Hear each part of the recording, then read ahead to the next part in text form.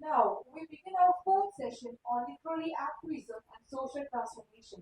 For this, let me welcome S. Joseph to provide his valuable insight on the topic കവിതയും ഏറ്റവും പുതിയ രാഷ്ട്രീയവും.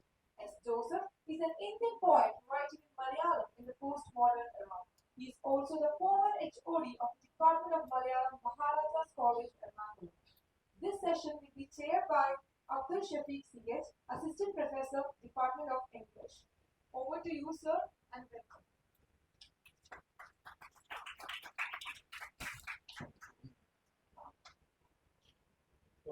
Good morning to everyone. Respected Head of the Department, Dr. Rizwana Sultan, the resource person of the session, S. Joseph, faculty members, students, and other conference participants. Let me begin this day by reading out a few lines from our resource person's poem. The poem is titled as Kavithayil. കവിതയിൽ ഓരോ വാക്യവും തുടത്തിൽ അളന്ന പാലുപോലും തൂവാതെ ഒട്ടും തുളുമ്പാതെ അങ്ങനെ ഇരിക്കുമോ? ഒരു കിണറതേ വളയം, ആ വളയത്തിനുള്ളിലായി ഒരുപാട് വളയങ്ങൾ ചെറുതായി ചെറുതായി കാണുന്നു. കവിതയിൽ അങ്ങനെ താഴോട്ട് താഴോട്ട് വരികളാം വളയങ്ങൾ കാണുമോ? In one of the lectures, Dr. V.C. Aris was explaining the connection between poetry and literature. അദ്ദേഹം പറയുന്നത് കവിത മനുഷ്യനുണ്ടായ കാലത്ത് തന്നെയുണ്ട്, പാട്ടുകൾ മനുഷ്യനുണ്ടായ കാലത്ത് തന്നെയുണ്ട്, പക്ഷെ സാഹിത്യമില്ല എന്നാണ്. അപ്പോൾ പിന്നെ കവിതയും സാഹിത്യവും ഒന്നായിട്ട് തന്നെ മനസ്സിലാക്കേണ്ടതല്ലേ? അല്ലെങ്കിൽ സാഹിത്യത്തിന്റെ ഉള്ളിൽ തന്നെ ഉള്ള കാര്യമല്ലേ കവിത എന്ന ചോദ്യത്തിന് അദ്ദേഹം പറഞ്ഞത് സാഹിത്യം എന്ന് പറയുന്നത് പിന്നീട് ഇൻസ്റ്റിറ്റ്യൂഷണലൈസ് ചെയ്ത ആധുനികതയുടെ ഒരു പ്രൊഡക്റ്റ് ആയിട്ടാണ്. അത് പബ്ലിഷിംഗ് ഇൻഡസ്ട്രിയുടെയും മറ്റ് കവിതേതര കാര്യങ്ങളും കൂടി ചേർന്നുകൊണ്ടുണ്ടാക്കുന്ന ഒരു പവർ മെക്കാനിസമാണ് എന്നാണ് അന്ന് V.C. ഹാരിസ് അതിന് മറുപടി നൽകിയത്. കേരള ലിറ്ററേച്ചർ ഫെസ്റ്റിവൽ നടത്തുന്ന നമുക്കറിയാം. അതുപോലെ അത്തരത്തിലുള്ള അതുമായി ബന്ധപ്പെട്ട പബ്ലിഷിംഗ് ഇൻഡസ്ട്രിയെ നമുക്കറിയാം. എസ് ജോസഫിനെ കവി എന്ന് വിളിക്കണോ, ദളിത് കവി എന്ന് വിളിക്കണോ എന്ന് ഒരുപക്ഷെ അദ്ദേഹം പറയുമായിരിക്കും എന്ന് ഞാൻ പ്രതീക്ഷിക്കുന്നു.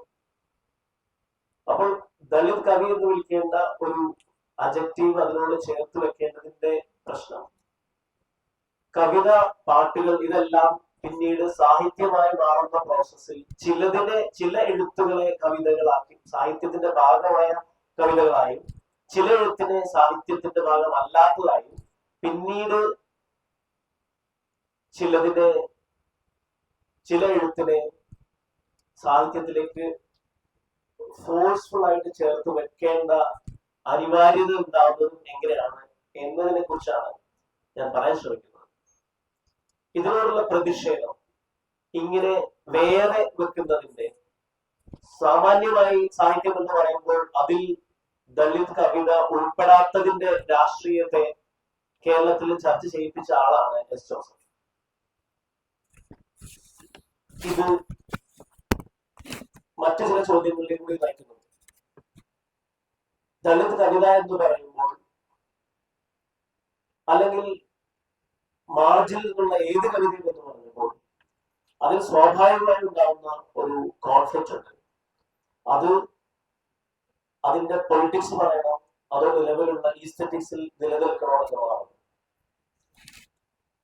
അതിന്റെ പർട്ടിക്കുലാരിറ്റി, അതിന്റെ ഒരു സവിശേഷമായ സ്വഭാവങ്ങൾ എങ്ങനെയാണ് കവിതയിൽ പൊതുവെ പറയപ്പെടുന്ന സാമാന്യ സ്വഭാവത്തിലേക്ക്, ജനറൽ സ്വഭാവത്തിലേക്ക് ഉൾക്കൊള്ളുക എന്ന ഒരു കൺസേൺ കവികൾക്ക് ഉണ്ടാവാം എന്ന് ഞാൻ ധരിക്കുന്നു.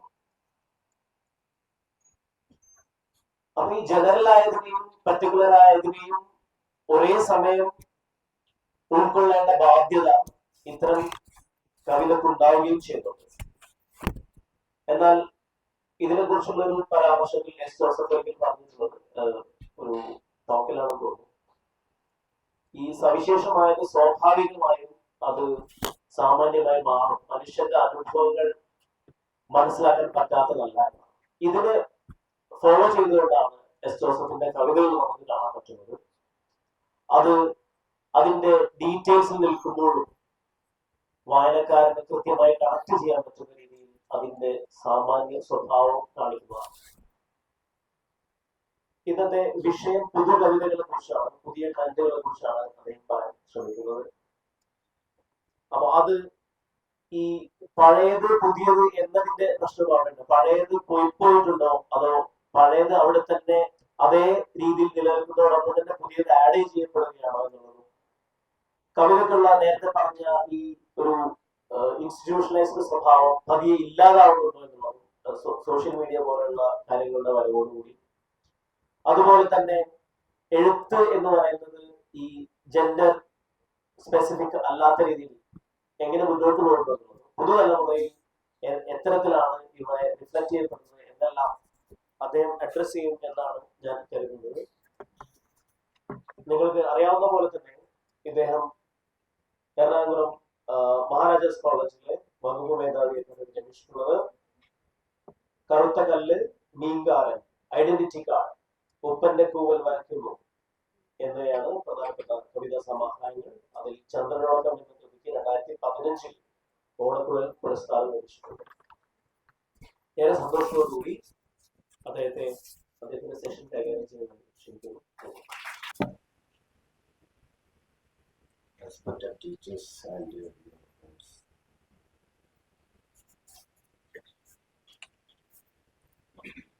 മഹാരാജാസിൽ 16 വർഷം പഠിപ്പിച്ചിട്ടാണ് പിരിഞ്ഞത് മഹാരാജാസ്. എറണാകുളയിൽ ഒരു 3 വർഷം ഉണ്ടായിരുന്നു. ആദ്യം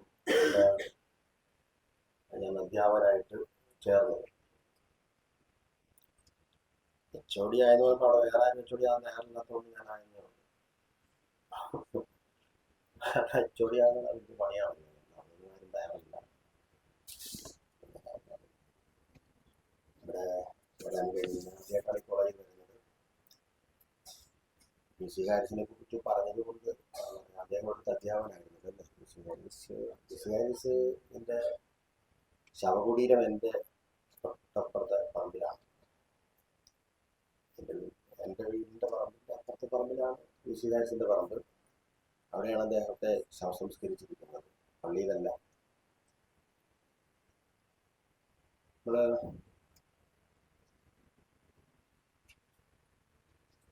ഈ പുതിയ രാഷ്ട്രീയം എന്ന് പറയുമ്പോൾ അത് ദളിതിലെ മറികടക്കുന്നതൊക്കെയാണ്, ദളിതിൽ നിൽക്കുന്നതല്ല. നമ്മൾ ഓരോ കാര്യത്തെയും പുതുതായിട്ട് മനസ്സിലാക്കേണ്ടതായിട്ടുണ്ട്. ഇപ്പം ഞാൻ ഈ അടുത്ത കാലത്ത് ഖുറാൻ വായിച്ചിരുന്നു. അപ്പം അതിൽ ഈ ബൈബിളിലെ പഴയ നിയമം, അതായത് യഹൂദരുടെ ബൈബിളിനെ കുറിച്ചൊക്കെ പരാമർശങ്ങളുണ്ട്. അല്ലെങ്കിൽ ക്രിസ്തീയ ബൈബിളിലെ ഒരുപാട് കാര്യങ്ങളൊക്കെ ഉണ്ട്. പക്ഷെ അതൊക്കെ അതിൽ വന്നിരിക്കുന്നത് നാടോടി കഥാരൂപങ്ങൾ എന്ന നിലയിലാണ്. അതായത് നബി പുസ്തകം വായിച്ചിട്ടൊന്നുമല്ല അതതിൽ വന്നിട്ടുള്ളത്, മറിച്ച് ഈ കച്ചവടക്കാരൊക്കെ പറഞ്ഞു കേട്ടിട്ടുള്ള നാടോടി കഥകളിലൂടെ ആണ് ഖുറാനിൽ ആ ഭാഗമൊക്കെ വന്നിട്ടുള്ളതെന്നാണ് ഞാൻ മനസ്സിലാക്കുന്നത്. നമ്മൾ ഓരോ കാര്യത്തെയും ഇതുപോലെ പുതുതായിട്ട് മനസ്സിലാക്കേണ്ടി വരുന്നു. നമ്മൾ മനസ്സിലാക്കിയതിനെ തന്നെ മനസ്സിലാക്കേണ്ടി വരുന്നു എന്നുള്ളത് ഒരു പ്രധാനപ്പെട്ട കാര്യമാണ്. ഇപ്പം അംബേദ്കറിനെ സംബന്ധിച്ചിടത്തോളം നമ്മളുടെ കേരളത്തിൽ നമ്മൾ സമൂഹത്തെ രണ്ടായിട്ട് തിരിക്കുകയാണെങ്കിൽ നമ്മൾ തിരിക്കുന്നത് ഉള്ളവരും ഇല്ലാത്തവരും എന്നുള്ള നിലയിലായിരിക്കും അല്ലേ. പണമുള്ളവരും ദരിദ്രരും. ഇത് കാൾ മാർക്സിന്റെ വർഗസിദ്ധാന്ത നയമനുസരിച്ചാണ്. ഇപ്പം മാർക്സിസ്റ്റുകാരല്ലാത്തവരും കോൺഗ്രസ്സുകാരും BJPക്കാരും അല്ലെങ്കിൽ ആരും മുസ്ലിം ലീഗുകാരൊക്കെ തന്നെ അങ്ങനെയാണ് കാണുന്നത് ലോകത്ത്. കാരണം ആ രീതിയിൽ അത് വളരെ പ്രചരിച്ച ഒരു കാര്യമാണ് ഈ വർഗ നയം. അതായത് ഉള്ളവരും ഇല്ലാത്തവരും, haves and have notes, difference between haves and have notes എന്ന് പറയുന്നതാണ് മാർക്സിസത്തിന്റെ ഒരു ബേസ്. അങ്ങനെ വരാനുള്ള കാരണം ഒരു വൈരുദ്ധ്യമാണ്. ഉള്ളവരും ഇല്ലാത്തവരും തമ്മിലൊരു സംഘർഷം നിലനിൽക്കുന്നുണ്ട്. ശരിക്കും പറഞ്ഞാൽ അത് തുടങ്ങുന്നത് ഹെഗലിൽ നിന്നാണ്. ഹെഗൽ പറയുന്ന ഒരു കാര്യം, തെസിസ് ആന്റിതീസിസ് ഈസ് ഈക്വൽ ടു സിന്തസിസ് എന്നുള്ളതാണ് ഹെഗലിന്റെ ഐഡിയലിസം എന്ന് പറയുന്നത്. ഡയലക്റ്റിക്കൽ ഐഡിയലിസമാണ്. ഡയലക്റ്റിക്കൽ ഐഡിയലിസം എന്ന വൈരുദ്ധ്യാധിഷ്ഠിത ആശയവാദം. അതാണ് ഹെഗലിയൻ ഡയലക്റ്റിക്സ് എന്ന് പറയുന്നത്. അതായത് തീസിസ് എന്ന് പറഞ്ഞാൽ പഴയ ആശയങ്ങൾ, യാഥാസ്ഥിതിക സമൂഹം, അവരുടെ ആ ഐഡിയാസ്, അതാണ് തീസിസ് എന്ന് പറയുന്നത്. ആന്റിതസിസ് എന്ന് പറഞ്ഞു കഴിഞ്ഞാൽ പുതിയ തലമുറ മുന്നോട്ട് വെക്കുന്ന പുതിയ ആശയങ്ങൾ, ലോകത്തെ മാറ്റാൻ വേണ്ടി കൊണ്ടുവരുന്ന ആശയങ്ങൾ. ഈ രണ്ട് ആശയങ്ങളും ചേർന്നിട്ട് ഒരു പുതിയ ഒന്നായിട്ടാണ് ഈ ലോകം മുന്നോട്ട് പോകുന്നതെന്നാണ് ഹെഗൽ പറയുന്നത്. ഞാൻ ഒരു കഥ പറഞ്ഞു പറയാം. ഒരു കുടുംബത്തിലൊരു മകളുണ്ട്, അച്ഛനുണ്ട്, അമ്മയുടെ ഒരു മോളെന്ന് വിചാരിക്കും. ഈ മോള് അന്യ മതത്തിൽപ്പെട്ട ഒരാളെ പ്രണയിക്കുന്നു വിചാരിക്കും. അപ്പം അച്ഛനും അമ്മയും അതിനെ എതിർത്തു. അത് കഴിഞ്ഞ് അവർ കല്യാണമൊക്കെ കഴിച്ചു, മിശ്രവാഹം കഴിച്ചു. അത് കഴിഞ്ഞ് അവർക്ക് കൊച്ചുണ്ടാകുമ്പോൾ വീടുണ്ടോ ചെല്ലു. ഈ പഴയ ആശയമായിരുന്നു അച്ഛനും അമ്മ എതിർത്തത്. അവർ പുതിയ ആശയം കൊണ്ടുവന്നു, പക്ഷെ പിന്നീട് അത് മിങ്കിൾ ചെയ്യുന്നു. പിന്നീട് അതിനോട് ചേരുന്നു. ഇങ്ങനെയാണ് ലോകം മുന്നോട്ട് പോകുന്നതെന്നാണ് ആര് പറയുന്നത്? കാൾ മാർക്സ്, ഈ ഹെഗൽ പറയുന്നത്. ഹെഗലിന്റെ ആശയവാദമാണ് ഇത്. ചിന്തയുടെ മണ്ഡലത്തിൽ, ആശയത്തിന്റെ തലത്തിൽ, ആശയലോകത്ത് ഇത് സംഭവിക്കുന്നു. ഇത് ആണ് കാൾ മാർക്സ് മെറ്റീരിയൽ വേൾഡിൽ, ഭൗതിക ലോകത്ത് സംഭവിക്കുന്നത്. ഭൗതിക ലോകത്ത് വരുമ്പോൾ വലിയ പണക്കാരും യാഥാസ്ഥികരും പഴഞ്ചൻ വിശ്വാസമുള്ളവരും ബോധമുള്ളവരും പുതിയ തലമുറയും പുരോഗമന ശക്തികളും തമ്മിൽ ഏറ്റുമുട്ടുന്നു. പക്ഷെ ഏറ്റുമുട്ടി രണ്ടുപേർക്കും അങ്ങനെ ഏറ്റുമുട്ടി നിൽക്കാൻ പറ്റില്ല. അവർ തമ്മിൽ ഇടകലർന്ന് മുന്നോട്ട് പോയിക്കൊണ്ടിരിക്കുമെന്നാണ് അദ്ദേഹം പറയുന്നത്. അതാണ് ഡയലക്റ്റിക്കൽ മെറ്റീരിയലിസം. ഇത് വെച്ചിട്ടാണ് മൊണ്ടാഷ് തിയറി വരുന്നത്. മൊണ്ടാഷ് എന്ന് പറഞ്ഞാൽ അറിയാവുന്ന സിനിമയിലെ തിയറി എന്ന് പറയുന്നത് ഈ ഡയലക്റ്റിക്സ് വെച്ചിട്ടാണ് സിനിമയിലെ തിയറി വരുന്നത് കേട്ടോ. അത് ഞാൻ പറയുന്നില്ല ഇപ്പം. ഇത് ഈ തരത്തിലുള്ള ഈ ഒരു മാർക്സിസം എന്ന് പറഞ്ഞാൽ ലോകം വ്യാപിച്ചിട്ടുള്ള ഒരു വലിയ സിദ്ധാന്തമാണ് നമുക്കറിയാം, അല്ലെ? കാൾ മാർക്സിന്റെ മാർക്സിസം. ഇന്നിപ്പം ലോകത്ത് 5 രാഷ്ട്രങ്ങളിലെ മാർക്സിസം ഫോളോ ചെയ്യുന്നുള്ളൂ. ക്യൂബ ഉണ്ട്, അല്ലെ? ചൈനയുണ്ട്, വടക്കൻ കൊറിയ ഉണ്ട്, 2 രാജ്യം കൂടെ ഉണ്ട്, ചെറിയ രാജ്യങ്ങളാണ്. ഈ 5 രാജ്യങ്ങളിൽ മാത്രമേ കമ്മ്യൂണിസ്റ്റ് ഭരണമുള്ളൂ. ബാക്കി ലോകം ഫോളോ ചെയ്യുന്നത് ഒരു പരിധി വരെ ലിബറൽ ക്യാപിറ്റലിസത്തെയാണ്. ലിബറൽ ക്യാപിറ്റലിസം അനുസരിച്ചാണ് ഈ ലിബറൽ ക്യാപിറ്റലിസത്തിന് ഉള്ളിൽ വരുന്നതാണ് globalisation, privatisation and liberalisation. In Indian context Hinduisation also. Global ഇപ്പോഴത്തെ ലിബറൽ ക്യാപിറ്റലിസം എന്ന് പറഞ്ഞു കഴിഞ്ഞാൽ മൂലധന ശക്തികൾ, അതായത് കമ്പനികളെല്ലാം പ്രൈവറ്റ് വ്യക്തികൾക്ക് കൊടുക്കുന്നു. റെയിൽവേ, ബാങ്ക്, ടെലഫോൺ, ഇതെല്ലാം പ്രൈവറ്റൈസ് ചെയ്യുന്നു. അത് TV എല്ലാം പ്രൈവറ്റൈസ്ഡാണ്, നമുക്കറിയാം. പത്രങ്ങളൊക്കെ അങ്ങനെയാണ്. അപ്പം അത്തരത്തിൽ ഇപ്പൊ റഷ്യയിലൊക്കെ പണ്ട് പ്രൗഢ എന്ന് പറയുന്നൊരു പത്രം, അത് ഗവൺമെന്റിലുള്ള പത്രമായിരുന്നു. അങ്ങനെയുള്ളതൊന്നും ഇല്ലാതാകുന്ന ഒരു രീതിയാണ് യൂറോപ്പിലും ലോകത്തെല്ലായിടും തന്നെ ഈ ലിബറൽ ക്യാപിറ്റലിസത്തിന്റെ രീതിയാണ്. പക്ഷെ ലിബറൽ ക്യാപിറ്റലിസത്തിന്റെ ഇതനുസരിച്ചാണ് ഇനിയിപ്പം മാറ്റങ്ങൾ നമ്മുടെ സമൂഹത്തിൽ വരാൻ. ഇന്ത്യൻ സമൂഹത്തിൽ പ്രൈവറ്റൈസേഷൻ വലിയ പ്രാധാന്യം. ഇന്ത്യൻ സമൂഹത്തിൽ മറ്റ് ലോക രാജ്യങ്ങളിൽ ഉള്ളത് ഗ്ലോബലൈസേഷൻ, പ്രൈവറ്റൈസേഷൻ, ലിബറലൈസേഷൻ, ഈ 3 ഇന്ത്യൻ കോണ്ടെക്സ്റ്റിൽ ഹിന്ദുവൈസേഷനോട് വരുന്നത്. ഹിന്ദുവൈസേഷൻ, ഇങ്ങനെ 4 കാര്യങ്ങളാണ് പുതിയ കാലത്തിന്റെ പ്രത്യേകത. പക്ഷെ ലിബറലൈസേഷൻ യൂറോപ്പിൽ ഇപ്പോൾ ഭയങ്കര സങ്കീർണമായ അവസ്ഥയിലാണ് നിൽക്കുന്നത്. ലിബറലൈസേഷൻ ഒരുപാട് സങ്കീർണ പ്രശ്നങ്ങളിലാണ് നിൽക്കുന്നത്. ഒരുപാട് രാജ്യങ്ങൾ കടമെല്ലാം കയറി അവിടെ വലിയ പ്രശ്നങ്ങളിൽ പ്രതിസന്ധി നേരിടുകയാണ്. അതായത് കമ്മ്യൂണിസത്തെ മറികടന്നുകൊണ്ട് കടന്നു വന്ന ഈ ക്യാപിറ്റലിസ്റ്റ് ശക്തികളുടെ, മൂലധന ശക്തികളുടെ പ്രവർത്തനങ്ങളും എത്ര കാലം ഇനി മുന്നോട്ട് പോകുമെന്ന് പറയാനാവുകയില്ല. നമ്മളുടെ ഇവിടെ അത് വരുന്നതേ ഉള്ളൂ. പക്ഷെ അവിടെ അത് തീരാറായതുപോലെയാണ് നിൽക്കുന്നത് എന്നാണ് ഞാൻ മനസ്സിലാക്കുന്നത്. എന്റെ വായനയിൽ നിന്നും മനസ്സിലാകുന്നത്. അത് മനസ്സിലായാലും എല്ലാവർക്കും. അതായത് നമ്മളിപ്പോ നിങ്ങൾ ഈ 4 വർഷ കോഴ്സ് ഇതൊക്കെ പറയുന്ന ആ കോൺടാക്ട് അതിൽ നിന്ന് വരുന്നതാണ്. അത്തരം കാര്യങ്ങൾ ഇവിടെ വരുന്നതേ ഉള്ളൂ. പക്ഷെ അവിടെ അതിന്റെ അവസാനിക്കാറായി യൂറോപ്പിൽ. മനസ്സിലായില്ല? അതാണ് അവിടെ സങ്കീർണമായ പ്രശ്നങ്ങൾ അനുഭവിക്കുന്നുണ്ട്. ഇപ്പൊ യൂറോപ്യൻ യൂണിയനാണ് യൂറോപ്പിനെ മുഴുവൻ നിയന്ത്രിക്കുന്നത്. അപ്പോൾ അവിടെ ഒരുപാട് ക്രൈസിസ് ഉണ്ട്, നമുക്ക് അറിയത്തില്ലാത്ത ഒരുപാട് ക്രൈസിസ് ഉണ്ട്. ഉദാഹരണത്തിന് ഫിൻലാൻഡിനെ സംബന്ധിച്ച് ഫിൻലാൻഡ് ഏറ്റവും നല്ലൊരു ജീവിതമുള്ള സ്ഥലമാണെന്നാണ് പറയുക, അല്ലേ? അപ്പൊ ഇവിടെയൊക്കെ വരുന്ന ആശയങ്ങൾ നമ്മൾ സൂക്ഷിച്ചു നോക്കി കഴിഞ്ഞാൽ സോഷ്യലിസ്റ്റ് ആശയങ്ങൾ ഇവിടെ വന്നിട്ടുണ്ട്. ഈ ക്യാപിറ്റലിസം സോഷ്യലിസം മുന്നോട്ട് വെച്ച ഒരുപാട് ആശയങ്ങൾ അബ്സോർവ് ചെയ്തിട്ടുണ്ട്. അപ്പം ഈ ഫിൻലാൻഡ് വളരെ നല്ലൊരു ഭരണമാണെന്ന് നമ്മൾ പറയുമെങ്കിലും അവിടുത്തെ ഈ റൊമാനി പീപ്പിളിന്റെ അവസ്ഥ വല്ലാതെ സങ്കീർണമാണ്. റൊമാനി പീപ്പിൾ എന്ന് പറയുന്നത് ജിപ്സികളാണ്. ജിപ്സികൾ ഇന്ത്യക്കാരാണ്, ബേസിക്കലി ഇന്ത്യക്കാരാണ്, ഇന്ത്യൻ പീപ്പിളാണ്. അപ്പൊ അവരവിടെ കുറെ പേരുണ്ട്. ലോകത്ത് പലതരത്തിലുള്ള മനുഷ്യരുണ്ട്, അത് ഞാൻ പറയാം. ആദ്യമേ ഈ ഒരു വർഗ സിദ്ധാന്തപരമായ നയപ്രകാരം നമ്മൾ വിചാരിക്കുന്നത് സമൂഹത്തിൽ രണ്ടു തരം മനുഷ്യരാണെന്നാണ്, ഉള്ളവരും ഇല്ലാത്തവരും. ഈ മാർക്സിസ്റ്റ് ഐഡിയോളജിയെ ആദ്യമായി ചോദ്യം ചെയ്യുന്നത് ഇന്ത്യയിൽ അംബേദ്കറാണ്. അപ്പൊ അംബേദ്കർ പറയുന്നത് ഈ തൊഴിലാളി സമൂഹം എന്ന് പറയുന്ന ഈ സമൂഹം അത് കേവല ഒരു സമൂഹമല്ല, ഈ വർക്കിംഗ് ക്ലാസ് സമൂഹം. അതുകൊണ്ടാണ് അംബേദ്കർ കമ്മ്യൂണിസത്തെ തള്ളിക്കളയുന്നത്.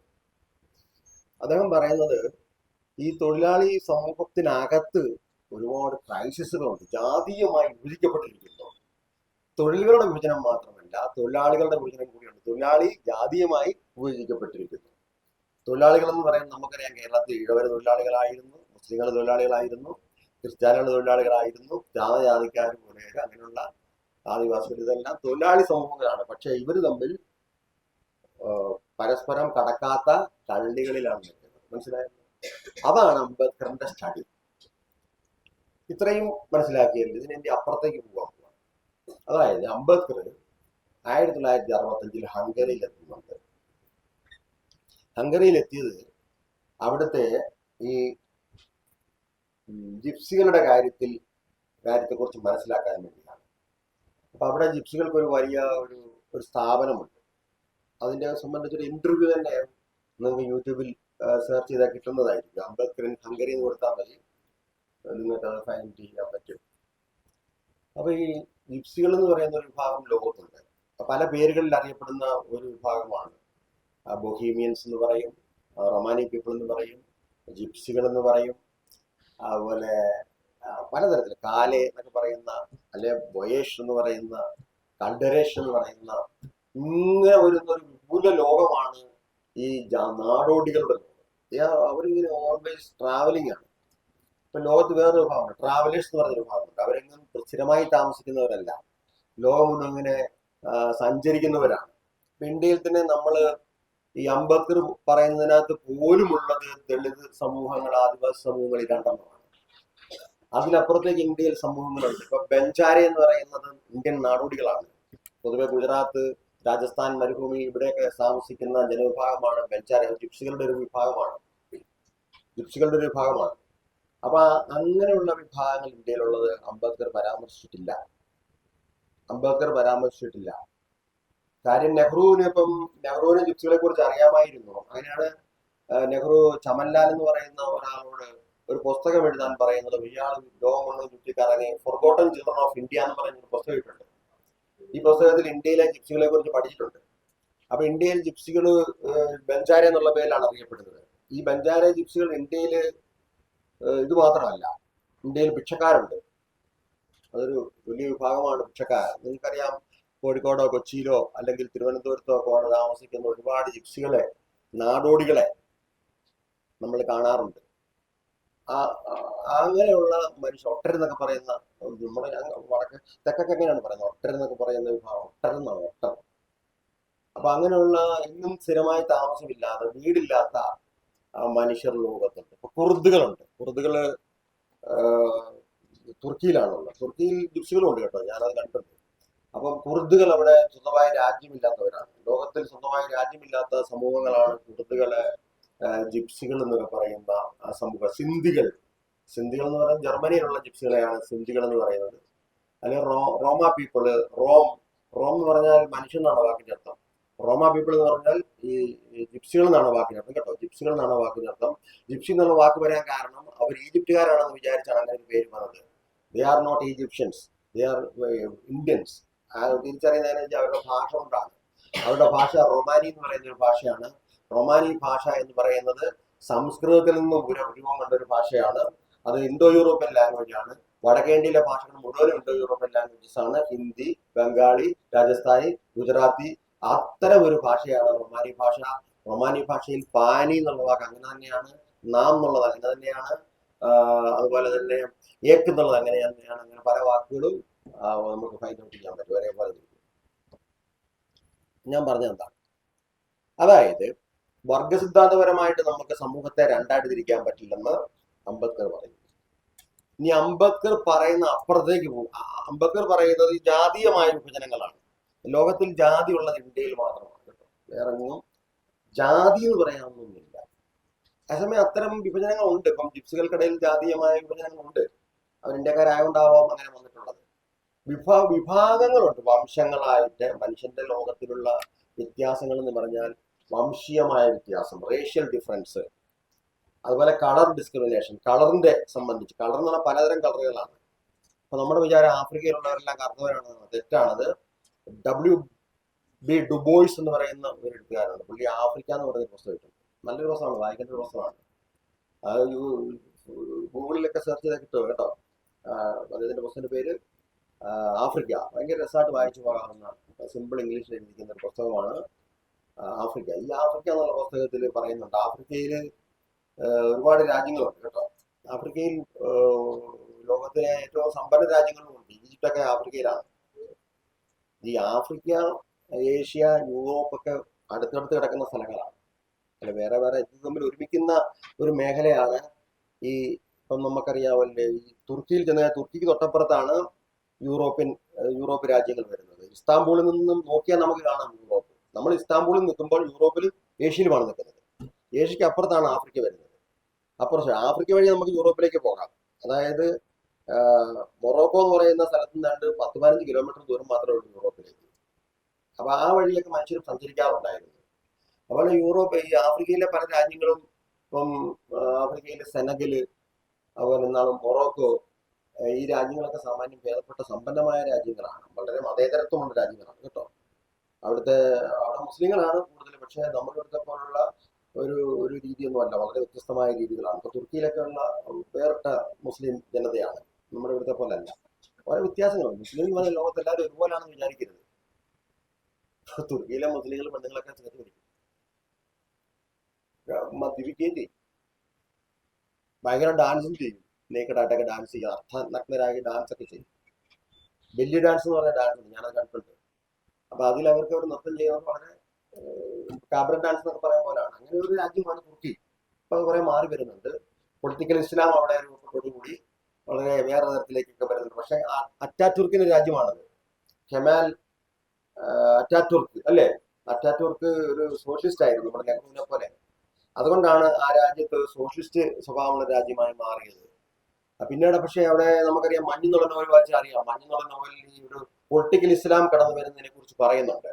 അങ്ങനെ തുർക്കി ഇപ്പം മാറിക്കൊണ്ടിരിക്കുകയാണ്. തുർക്കി ചില സങ്കീർണമായ പ്രശ്നങ്ങളൊക്കെ ഉണ്ട്. അതിൻ്റെ ഇടയ്ക്ക് ഭൂകമ്പം ഉണ്ടായി, അങ്ങനെയൊക്കെയാണ്. അപ്പൊ ഞാൻ പറഞ്ഞതെന്ന് വെച്ചാൽ, ഓട്ടോമൻ തുർക്കികൾ ലോകം ഭരിച്ചുകൊണ്ടിരുന്നപ്പോൾ അവർ ആഫ്രിക്കയിലും യൂറോപ്പിലും ഏഷ്യയിലും അവർക്ക് രാജ്യം ഉണ്ടായിരുന്നു. അതായത് ബ്രിട്ടീഷാണ് ലോകത്തിലെ ഏറ്റവും വലിയ സാമ്രാജ്യം. ബ്രിട്ടീഷ് സാമ്രാജ്യമാണ് ലോകത്തിലെ ഏറ്റവും വലിയ സാമ്രാജ്യം. രണ്ടാമത്തെ ലോകത്തിലെ ഏറ്റവും വലിയ സാമ്രാജ്യമായിരുന്നു ഒട്ടോമൻ തുർക്കികൾ. ഉസ്മാൻ എന്നുള്ള വാക്കിൽ നിന്നാണ് ഒട്ടോമൻ എന്ന് വരുന്ന വാക്കുണ്ടാകുന്നത്. ഉസ്മാൻ, ഒട്ടോമൻ. ഈ ഒട്ടോമൻ തുർക്കികള് അവര് യൂറോപ്പൊക്കെ ഭരിച്ചിരുന്നു. ഹംഗറിയൊക്കെ അവരെ ഭരിച്ചിരുന്നു. ഹംഗറി അതുപോലുള്ള പല സ്ഥലങ്ങളും അവർ ഭരിച്ചിരുന്നു. യുഗോസ്ലോവിയ, ചെക്കോസ്ലോവാക്യ തുടങ്ങിയ കിഴക്കൻ യൂറോപ്പിലെ രാജ്യങ്ങളെല്ലാം അവരാണ് ഭരിച്ചിരുന്നത് ഒരു കാലത്ത്. അതാണ് ഞാൻ പറഞ്ഞത്, അവർക്ക് 3 സ്ഥലത്തും രാജ്യങ്ങളുണ്ടായിരുന്നു. ഇത് ഭരിക്കാൻ വളരെ ബുദ്ധിമുട്ടായിപ്പോയി, ഇതെല്ലാം അവിടെ ഭരിക്കാന്നുള്ളത്. അങ്ങനെയാണ് 1921 അവർ ഈ ഇറ്റലിക്കാരെ കൂടി യുദ്ധം ചെയ്തത് കൊണ്ട് അവർക്ക് വലിയ നഷ്ടമുണ്ടായി. അങ്ങനെയാണ് ബ്രിട്ടൻ തുർക്കി സാമ്രാജ്യം ഇല്ലാതാക്കുന്നത്. മനസ്സിലായി? ഇതാ എൻ്റെ കഥ. അപ്പൊ ഞാൻ പറഞ്ഞു, ഈ ലോകത്തെ കുറിച്ചുള്ള ഒരു പൊതു കാഴ്ചപ്പാടിൽ ലോകത്ത് പലതരം ജനവിഭാഗങ്ങളുണ്ട്. അത് വംശീയമാവാം, കളർ ഡിസ്ക്രിമിനേഷൻ ഉണ്ടാവാം, കാസ്റ്റ് ഡിസ്ക്രിമിനേഷൻ. ഇന്ത്യയിലെ പോലെ കാസ്റ്റ് ഡിസ്ക്രിമിനേഷൻ വരാം. അങ്ങനെ പലതരത്തിലുള്ള വിഭാഗീയതകളുണ്ട്. വംശീയത വലിയൊരു പ്രശ്നമാണ്. ഇപ്പം റേഷ്യൽ മൈനോറിറ്റി അല്ലെങ്കിൽ വംശീയമായ ആ, ന്യൂനപക്ഷങ്ങളൊക്കെ ലോകത്തുണ്ട്. ഇവരുടെ അവകാശങ്ങളൊക്കെ വലിയ പ്രതിസന്ധിയിലാണ് കിടക്കുന്നത്. അപ്പോൾ നമുക്ക് ഇവിടെ കാൾ മാർക്സ് തിരിച്ചതുപോലെ ഒരു ഒരു ബൈനറി ആയിട്ടുള്ള തിരിവ് സാധ്യമല്ല. ബൈനറി ഓപ്പോസിറ്റ് ആയിട്ട് തിരിക്കുന്നത് ആണും പെണ്ണെന്ന് പറയുമ്പോൾ ഇപ്പം തേർഡ് ജെൻഡർ ഒക്കെ വരുന്നുണ്ടല്ലോ, അതുപോലെ ഇത് ബൈനറി ആയിട്ടുള്ള ഒരു തിരിവ് സാധ്യമല്ല. അതൊന്ന് മനസ്സിലാക്കണം. രണ്ടാമത് അംബേദ്കർ പറയും പോലെ ഇന്ത്യയിലെ മാത്രമല്ല, അതിന് നമുക്ക് അതിന്റെ പുതിയ സാധ്യതകൾ എങ്ങനെയാണ് ലോകത്തിലുള്ള ഭിക്ഷക്കാരുൾപ്പെടെ, അല്ലെങ്കിൽ ബഗേഴ്സ്, നാടോടികൾ, ഞാൻ പറഞ്ഞ ട്രാവലേഴ്സ് എന്ന് പറയുന്ന ഒരുപാട് വിഭാഗങ്ങൾ ലോകത്തുണ്ട്. പലരും സമൂഹം കാണാൻ പോലും ആഗ്രഹിക്കാത്ത മനുഷ്യർ ഈജിപ്തിലൊക്കെ ഉണ്ട്. ഈജിപ്തിലൊക്കെ ഈ ജിപ്സുകളൊക്കെ നടന്നു വരുമ്പോൾ അവരെ കാണുമ്പോൾ മനുഷ്യർ ഓടിക്കളയും. അവരിൽ പലരും പിടിച്ചുപറിക്കാരും ഭിക്ഷക്കാരുമാണ്. അപ്പൊ യൂറോപ്പിലേക്ക് ചെന്ന് കഴിഞ്ഞാൽ ചിലപ്പം ജിപ്സി കുട്ടികൾ വന്ന് നിങ്ങളുടെ ബാഗ് പിടിച്ചുകൊണ്ട് പോകാൻ സാധ്യതയുണ്ട്. കാരണം അവരങ്ങനെയാണ് ജീവിക്കുന്നത്, അവർക്ക് അതേ പറ്റുള്ളൂ. അവർ മോഷ്ടിക്കുന്നു, അവർ മോഷ്ടിച്ചൊക്കെയാണ് ജീവിക്കുന്നത്. അവർ മോഷ്ടിക്കുന്നതിനെ കുറിച്ച് അവർ പറഞ്ഞത് ദൈവം എല്ലാവർക്കും ധാന്യങ്ങൾ കൊടുക്കാമെന്ന് പറഞ്ഞു. അപ്പം ജിപ്സികളും ചെന്നു. അപ്പൊ അവർക്ക് പക്ഷെ ജിപ്സികൾക്ക് ചാക്കില്ലായിരുന്നു. അപ്പം ജിപ്സികൾക്ക് ചാക്കില്ലാഞ്ഞുകൊണ്ട് അവര് പറഞ്ഞു, മറ്റുള്ളവരോട് പറഞ്ഞു, നിങ്ങൾ ഞങ്ങളുടെ ധാന്യം കൂടി മേടിച്ചു കൊള്ളുക, ഞങ്ങൾക്ക് പിന്നെ തന്നാ മതി എന്ന് പറഞ്ഞു. ചാക്കിനകത്ത്, അവരുടെ ചാക്കിനകത്ത്. അവരവർക്ക് കൊടുത്തില്ല. അതുകൊണ്ടാണ് ജിപ്സികൾ മോഷ്ടിക്കുന്നതെന്നാണ്. അവർ ഭയങ്കര മോഷ്ടിക്കും, കൈനോട്ടമാണ് അവരുടെ ഒരു ജീവിതമാർഗം. പക്ഷെ സ്വന്തം ആൾക്കാരുടെ കൈനോട്ടാറില്ല. അവരുടെ ബന്ധുക്കാരുടെ, സ്വന്തക്കാരുടെ, കൂട്ടുകാരുടെ ഒന്നും കൈനോട്ടില്ല. നമ്മുടെ കൈനോട്ടും. കൈനോട്ടം അവരുടെ ഒരു വലിയ വിഷയമായിരുന്നു. രാജാക്കന്മാർ വരെ അവരെ കൊണ്ട് കൈ നോക്കുകയായിരുന്നു. ഒരു മാന്ത്രിക വിദ്യകളുണ്ടായിരുന്നു. ഇപ്പൊ ഞാൻ പറഞ്ഞല്ലോ, പലതരം രാജ്യങ്ങളില്ലാത്ത. പക്ഷെ 1948 ഇസ്രായേൽ രാജ്യം ഉണ്ടാകുന്നത്. ഇസ്രായേൽക്കാരെന്ന് പറയുന്നത് ലോകം മുഴുവൻ വിഭജിക്കപ്പെട്ട ജനവിഭാഗമാണ്. ലോകത്തിൽ ഏറ്റവും കൂടുതൽ ഉപദ്രവിക്കപ്പെട്ട ഒരു സമൂഹമാണ് ഇസ്രായേൽ. ഇസ്രായേലിൽ നിന്ന് ഓടിച്ചപ്പോൾ അവരെ കൂടുതൽ സഹായിച്ചിട്ടുള്ളത് അറബികളാണ്. ആ ചരിത്രം അവർ മറന്നു പോകും. ചരിത്രം മറക്കാനും ഓർക്കാനുള്ളതാണ്. ചില ചരിത്രങ്ങൾ ചിലർ ഓർക്കും, ചില ചരിത്രങ്ങൾ മറക്കും. മനുഷ്യന്റെ സ്വഭാവമാണ്, അല്ലേ? ചിലതൊക്കെ നമ്മൾ ഓർക്കും, ചിലതൊക്കെ മറക്കും. ഇതെല്ലാവരുടെ സ്വഭാവമാണ്. അപ്പോ സ്വന്തമായി രാജ്യം അവർക്ക് കിട്ടുന്ന 1948 ഒരു രാജ്യം. ഇപ്പോഴും കുർദുകൾക്ക് രാജ്യമില്ല. കുർദുകളുടെ ഇഷ്യൂ വലിയൊരു ഇഷ്യൂ ആണ്. അപ്പൊ ഇങ്ങനെയൊക്കെയുള്ള ജനവിഭാഗങ്ങൾ ആകൂടി വരുന്ന ഒരു മണ്ഡലമുണ്ട്. അതിനെയാണ് നമ്മള് മൾട്ടിറ്റ്യൂഡ് എന്ന് പറയുന്നത്. മൾട്ടിറ്റ്യൂഡ്, ഇത് നെഗ്രിയുടെ ഐഡിയ വെച്ച് പറയുന്നത് കേട്ടോ. നെഗ്രി എന്ന് പറയുന്ന ഒരു ചിന്തകൻ പറയുന്നത് ഈ മൾട്ടിറ്റ്യൂഡാണ് ഇനിയുള്ള ഒരു സമൂഹം എന്നാണ്.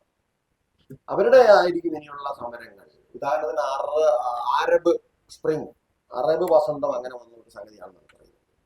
അറബ് വസന്തം എന്ന് പറയുന്നത് ഒരു പാർട്ടി പൊളിറ്റിക്സ് ആയിരുന്നില്ല. അതിന്റെ പേരിൽ നിലനിന്നിരുന്നത് സ്വയമേ ചലിച്ച ഒരു സമരമായിരുന്നു. അപ്പൊ ഇങ്ങനെയുള്ള വിഭാഗങ്ങളെ കൂടി നമ്മൾ പരിഗണിക്കണം. നാടോടികളെ കുറിച്ച് പരിഗണിക്കണം. അപ്പൊ ഈ നാടോടികളുടെ ഒരു പരിഗണനയായിട്ട് ബന്ധപ്പെട്ടാണ് ഞാൻ ഈ നാടോടികളുടെ ജിപ്സികളുടെ പുറകെ പോവുകയും കുറെ വായിക്കുകയൊക്കെ ചെയ്തിട്ടുണ്ട്. അതിന്റെ പുസ്തകം ഞാൻ ഒരെണ്ണം റെഡിയാക്കി DC ബുക്സിൽ കൊടുത്തിട്ടുണ്ട്. പബ്ലിഷ് ചെയ്യുമെന്ന് എനിക്ക് അറിഞ്ഞൂടെ, കൊടുത്തിട്ടുള്ളൂ, ഞാൻ ചോദിച്ചില്ല. അപ്പോ ഈ ഇങ്ങനെയൊക്കെയുള്ള മനുഷ്യർ, ഭിക്ഷക്കാർ, നമ്മളെപ്പോഴും നമ്മളെ കുറിച്ചേ വിചാരിക്കാറുള്ളൂ. ദളിതുകൾ എപ്പോഴും ദളിതുകളെ കുറിച്ച് വിചാരിക്കാറുള്ളൂ. അല്ലെങ്കിൽ ആദിവാസികൾ എപ്പോഴും അവരുടെ പ്രശ്നമായിരിക്കും അവർ വിചാരിക്കുക. അതിലപ്പുറത്തൊരു സമൂഹമുണ്ട്. ഭിക്ഷക്കാരുണ്ട്, നാടോടികളുണ്ട്, അവർക്ക് വോട്ടേഴ്സ് ലിസ്റ്റിൽ പോലും പേരില്ല അവര്.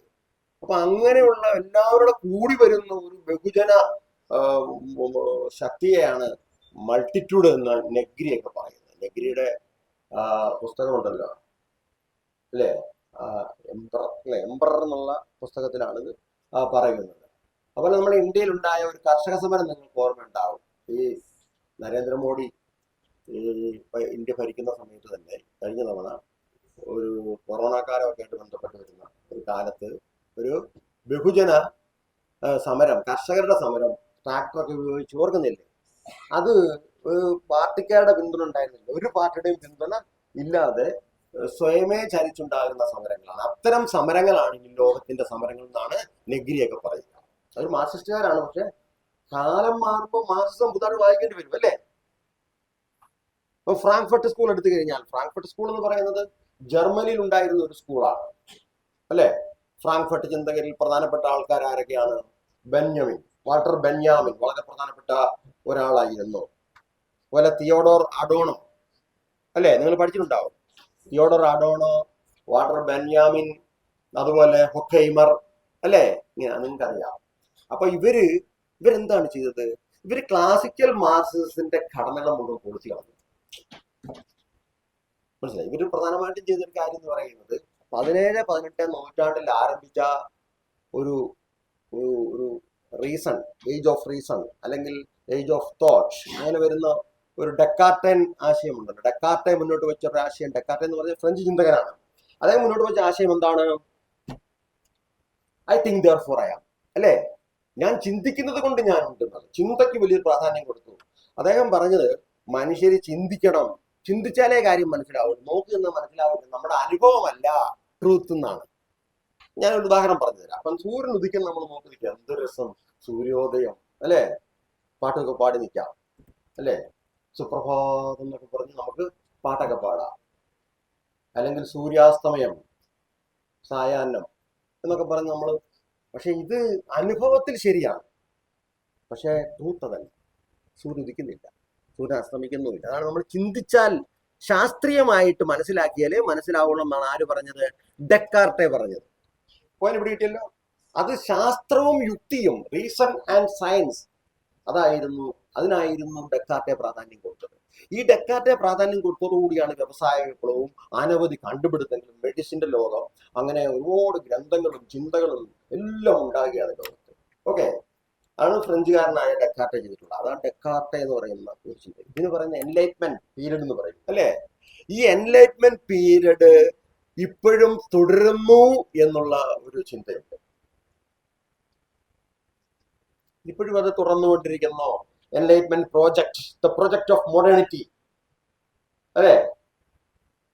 ഹാബർമാസ് എന്ന് പറയുന്ന ഒരു ചിന്തകൻ കൂടിയുണ്ട്.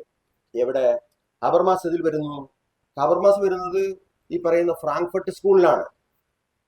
ഫ്രാങ്ക്ഫർട്ട് സ്കൂളിലെ ഒരു ചിന്തകനാണ് ഹാബർമാസ്. ഹാബർമാസ് മുന്നോട്ട് വെക്കുന്നത് എന്താണ്?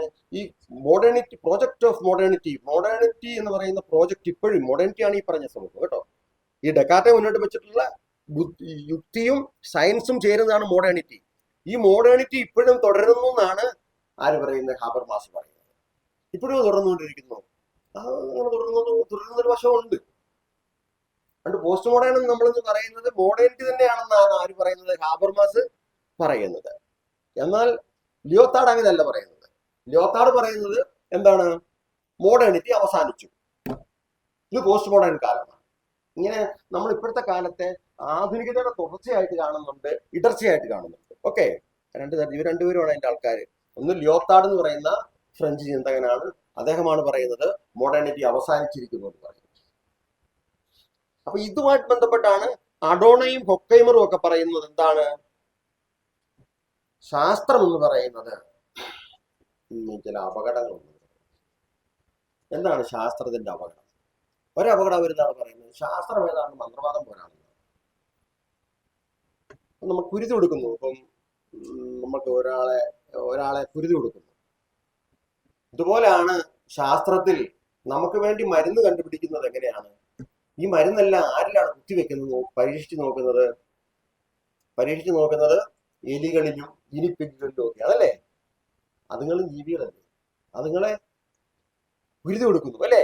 അതുങ്ങളെ കുരുതി കൊടുക്കുന്നു. അതുകൊണ്ടാണ് അതുങ്ങളെന്ന് പറയുന്നത് ഞങ്ങളുടെ നാട്ടിലൊരു പ്രയോഗമാണ്. അതുങ്ങളെ കുരുതി കൊടുക്കുന്നു, അവയെ കുരുതി കൊടുക്കുന്നു. അതുകൊണ്ടാണ് ശാസ്ത്രത്തിന്റെയും മനുഷ്യനെ കുരുതി കൊടുക്കുന്നതും തുല്യമാണെന്ന് അദ്ദേഹം പറഞ്ഞു. ഇങ്ങനെ ശാസ്ത്രത്തെ അവർ ഒരുപാട് ചോദ്യം ചെയ്യുന്നുണ്ട്. ശാസ്ത്രത്തിന്റെ പല യുക്തികളെയും ചോദ്യം ചെയ്യുന്നുണ്ട്. നമുക്കറിയാം, ശാസ്ത്രം ഉണ്ടാക്കിയിട്ടുള്ളതാണ് ലോകത്തിലെ 2 വലിയ അപകടങ്ങൾ, the first world war and second world war. And ഇപ്പോഴും തുറന്നുകൊണ്ടിരിക്കുന്ന ഉക്രൈനിലും റഷ്യയിലും അതുപോലെ പാലസ്തീനിലും ഇസ്രായേലിലും ഒക്കെ തുടർന്ന് 3000-ലധികം ആൾക്കാരെ കൊന്നൊടുക്കുന്നു. മനസ്സിലായോ? ഞാൻ അതിനെക്കുറിച്ച് ഒരു കവിത എഴുതി ഒരു മാസിക കൊടുത്തിട്ടില്ല. കാരണം ഞാൻ ഇന്ത്യ ഗവൺമെന്റ് വിമർശിച്ചായിരുന്നു. ഇന്ത്യ ഗവൺമെന്റ് അതിനെ സപ്പോർട്ട് ചെയ്തതാണ്, ഇസ്രായേലിനെ സപ്പോർട്ട് ചെയ്തതാണ്, അല്ലേ? അതുകൊണ്ട് ഞാൻ പറഞ്ഞു, ആ സപ്പോർട്ട് ചെയ്തവർക്കും ഈ കൊലപാതകത്തിൽ പങ്കുണ്ട് എന്ന് നമ്മൾ എഴുതിയത് കൊണ്ടായിരിക്കാം ആ കവിത അവരിട്ടില്ല. അങ്ങനെയൊക്കെ എഴുതി കൊടുത്താൽ ഇടുകയല്ല. പത്രക്കാർക്കും പേടിയാണ്. ഇപ്പോഴത്തെ കണ്ടീഷനിൽ നിങ്ങൾക്കറിയാമല്ലോ, എല്ലാ പത്രങ്ങളും മാസികകളും ടി വിയും എല്ലാം നിലനിൽക്കുന്ന ഭരണത്തെ സപ്പോർട്ട് ചെയ്യുന്നത് അല്ലേ? അല്ലേ? എന്തുകൊണ്ടാണ് BJP അല്ലെങ്കിൽ സംഘപരിവാറിനെ അവർ സപ്പോർട്ട് ചെയ്യുന്നത്? ഭയമുണ്ടല്ലേ? കാരണം ഇതിന് മുതലാളിമാരാണ്, അവിടുത്തെ ജോലിക്കാരല്ല. അവിടുത്തെ പാവപ്പെട്ട പത്രപ്രവർത്തകരെ കുറ്റം പറയുന്നതിൽ അർത്ഥമില്ല എന്ന് പറയുന്നുണ്ട്. TV-യിൽ കഴിഞ്ഞ ദിവസം വന്നൊരു ചർച്ചയിൽ കൈരളിയിൽ അത് പറയുന്നുണ്ട്. അവർ പാവങ്ങളാണ്, നമ്മളെ പോലെ ജീവിക്കാൻ മാർഗമില്ലാതെ പത്രങ്ങളിൽ ജോലി ചെയ്യുന്നവരാണ്. പത്രങ്ങൾ എപ്പോഴും ആരുടേതാണ്? മുതലാളിമാരുടേതാണ് അല്ലേ? ഈ മുതലാളിമാർ ആരോട് സപ്പോർട്ട് ചെയ്യുന്നു? ആര് ഭരിച്ചാലും അവരോട് സപ്പോർട്ട് ചെയ്യുന്നു. അതേസമയം അവർ തന്നെ കേരളത്തിൽ കമ്മ്യൂണിസ്റ്റ് പാർട്ടിക്ക് എതിരെ നിൽക്കുന്നു അല്ലേ? പിണറായി വിജയനെ കളിയാക്കുന്നു, അത് ചെയ്യുന്നു, ഇത് ചെയ്യുന്നു, അഴിമതിയാണെന്ന് പറയുന്നു, ഇതെല്ലാം പറയുന്നുണ്ട് അല്ലേ? മനോരമ ഉൾപ്പെടെയുള്ള പത്രങ്ങൾ. എന്തുകൊണ്ടാണ് അവരങ്ങനെ പറയുന്നത്? കമ്മ്യൂണിസ്റ്റുകാർ അങ്ങനെ പറയുന്നത് കുഴപ്പമില്ല, അവർക്ക് ഒരു കുഴപ്പം, അവർ വർഷങ്ങളായിട്ട് കേട്ടോണ്ടിരിക്കുകയാണ്. നമുക്കറിയാമല്ലോ, കേരളത്തിലെ കമ്മ്യൂണിസ്റ്റ് പാർട്ടിയെ വിമർശിച്ചാൽ അവരൊന്നും ചെയ്യല, നമ്മളെ ഒന്ന് വഴക്ക് പറയുമോ തല്ലോ ഒന്നും ചെയ്യല. മനസ്സിലായോ? ചെയ്യുവോ? ഞാൻ എത്രയോ വിമർശിച്ചിട്ടുണ്ട് കേരളത്തിലെ കമ്മ്യൂണിസ്റ്റ് പാർട്ടിയെ നിരന്തരമായി. കഴിഞ്ഞ ഒരു വർഷം മുഴുവൻ വിമർശിക്കുന്ന ഒരാളാണ് ഞാൻ. എന്നോട് ഒരു സ്നേഹം, ഞാൻ വിമർശിക്കുന്നതിനെ പരിഷ്കരിക്കാൻ വേണ്ടി കൂടിയാണ്, ഭരണത്തെ പരിഷ്കരിക്കാൻ വേണ്ടിയാണ് വിമർശിക്കുന്നത്. ബേസിക്കലി ഞാൻ കമ്മ്യൂണിസ്റ്റ് അനുഭാവിയാണ്, അവർക്കറിയാം. പക്ഷെ ഞാൻ അവരെ വിമർശിക്കും, കാരണം അവരുടെ ചില വോട്ടുകൾ ശരിയല്ലെന്നും അവർ വേറെ വഴിക്ക് പോകണമെന്നൊക്കെ നമ്മൾ പറഞ്ഞു കൊടുക്കുന്നത് എന്തുകൊണ്ടാണ്?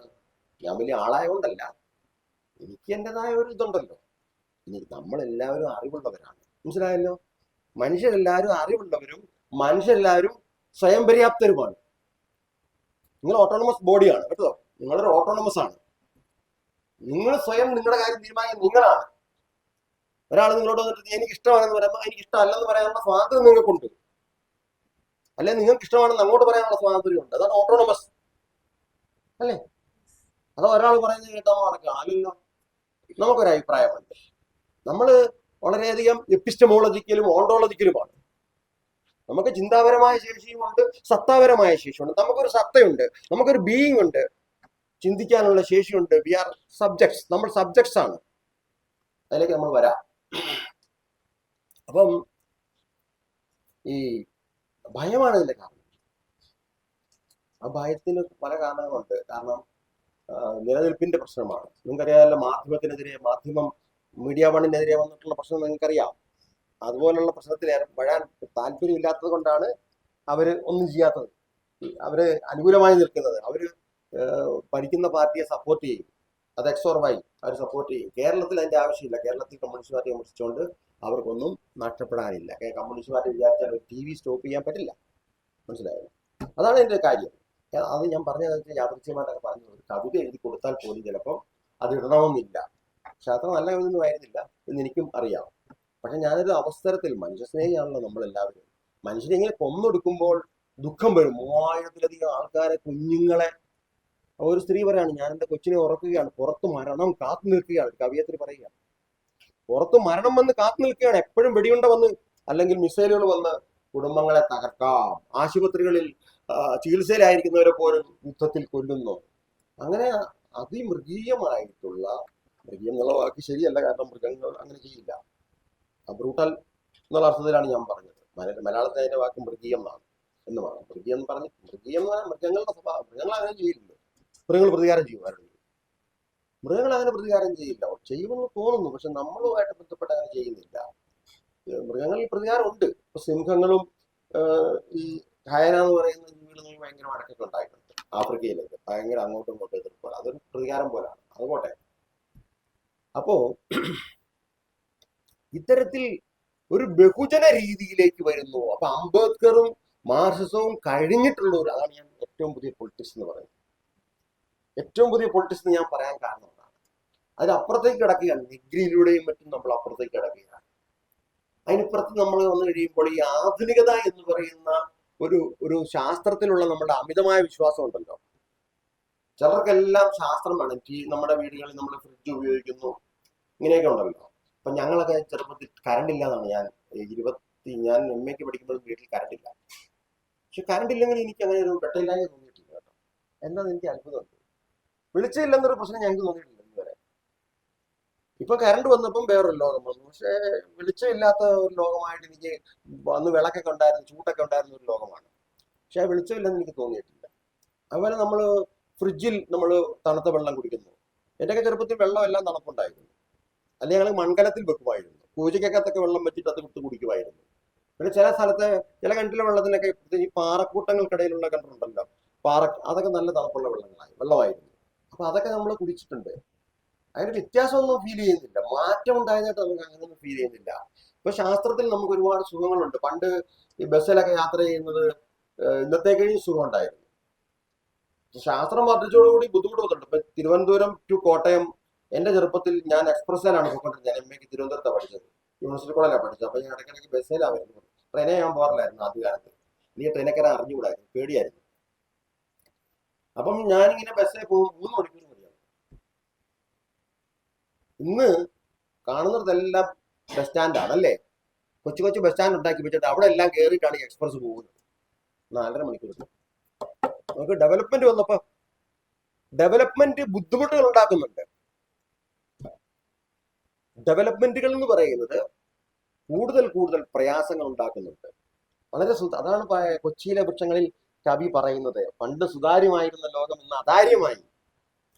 നമ്മൾ ഡെവലപ്മെന്റ് എന്ന് പറയുന്നത് സത്യത്തിൽ ഡെവലപ്മെന്റ് ഒന്നുമില്ല, ഒരു മാറ്റിവെക്കൽ മാത്രമേ ഉള്ളൂ. നിങ്ങൾക്കറിയാം എക്സിക്യൂട്ടീവ് എക്സ്പ്രസ് എന്ന് പറയുന്നത് വഞ്ചിനാട് എക്സ്പ്രസ് കേട്ടിട്ടുണ്ടോ? വഞ്ചിനാട് എക്സ്പ്രസ് നേരത്തെ കൊല്ലത്ത് മാത്രം ഒരു സ്റ്റോപ്പ് ഉണ്ടായിരുന്നുള്ളൂ. കോട്ടയത്ത് നിന്ന് ഈ വണ്ടിയെ കയറി കഴിഞ്ഞാൽ 3 മണിക്കൂർ കൊണ്ട് തിരുവനന്തപുരത്ത്. ഇപ്പം കോട്ടയത്ത് നിന്ന് തിരുവനന്തപുരത്ത് എത്തണമെങ്കിൽ 4.5 മണിക്കൂർ വേണം, കാരണം പോകുന്നിടത്തെല്ലാം സ്റ്റോപ്പാണ്. ഈ രീതിയിൽ വ്യത്യാസം ഉണ്ടായിട്ടുണ്ടെന്ന് ഞാൻ പറഞ്ഞു. അപ്പൊ കൂടുതൽ ഡിഫിക്കൽറ്റി വരുന്നുണ്ട്. ഇപ്പം എറണാകുളത്തേക്ക് കോട്ടയത്ത് ബസ്സില്ല, കാരണം അത് ഹബ്ബ് വരെ പോകും, വൈറ്റിലെ ഹബ്ബ് വരെ പോകും, അവിടെ നിന്ന് വേറെ ബസ്സിൽ പോകണം. പണ്ട് നേരെ നമുക്ക് എറണാകുളത്ത് എത്താമായിരുന്നു, ടൗണിൽ KSRTC ബസ് സ്റ്റാൻഡിൽ എത്താമായിരുന്നു, അല്ലെങ്കിൽ കലൂർ എത്താമായിരുന്നു. ഇപ്പൊ പറ്റില്ല. അപ്പം നമ്മൾ ഡെവലപ്മെന്റ് എന്ന് പറയുന്നതിൽ താത്വികമായിട്ടൊന്നും ഇല്ല.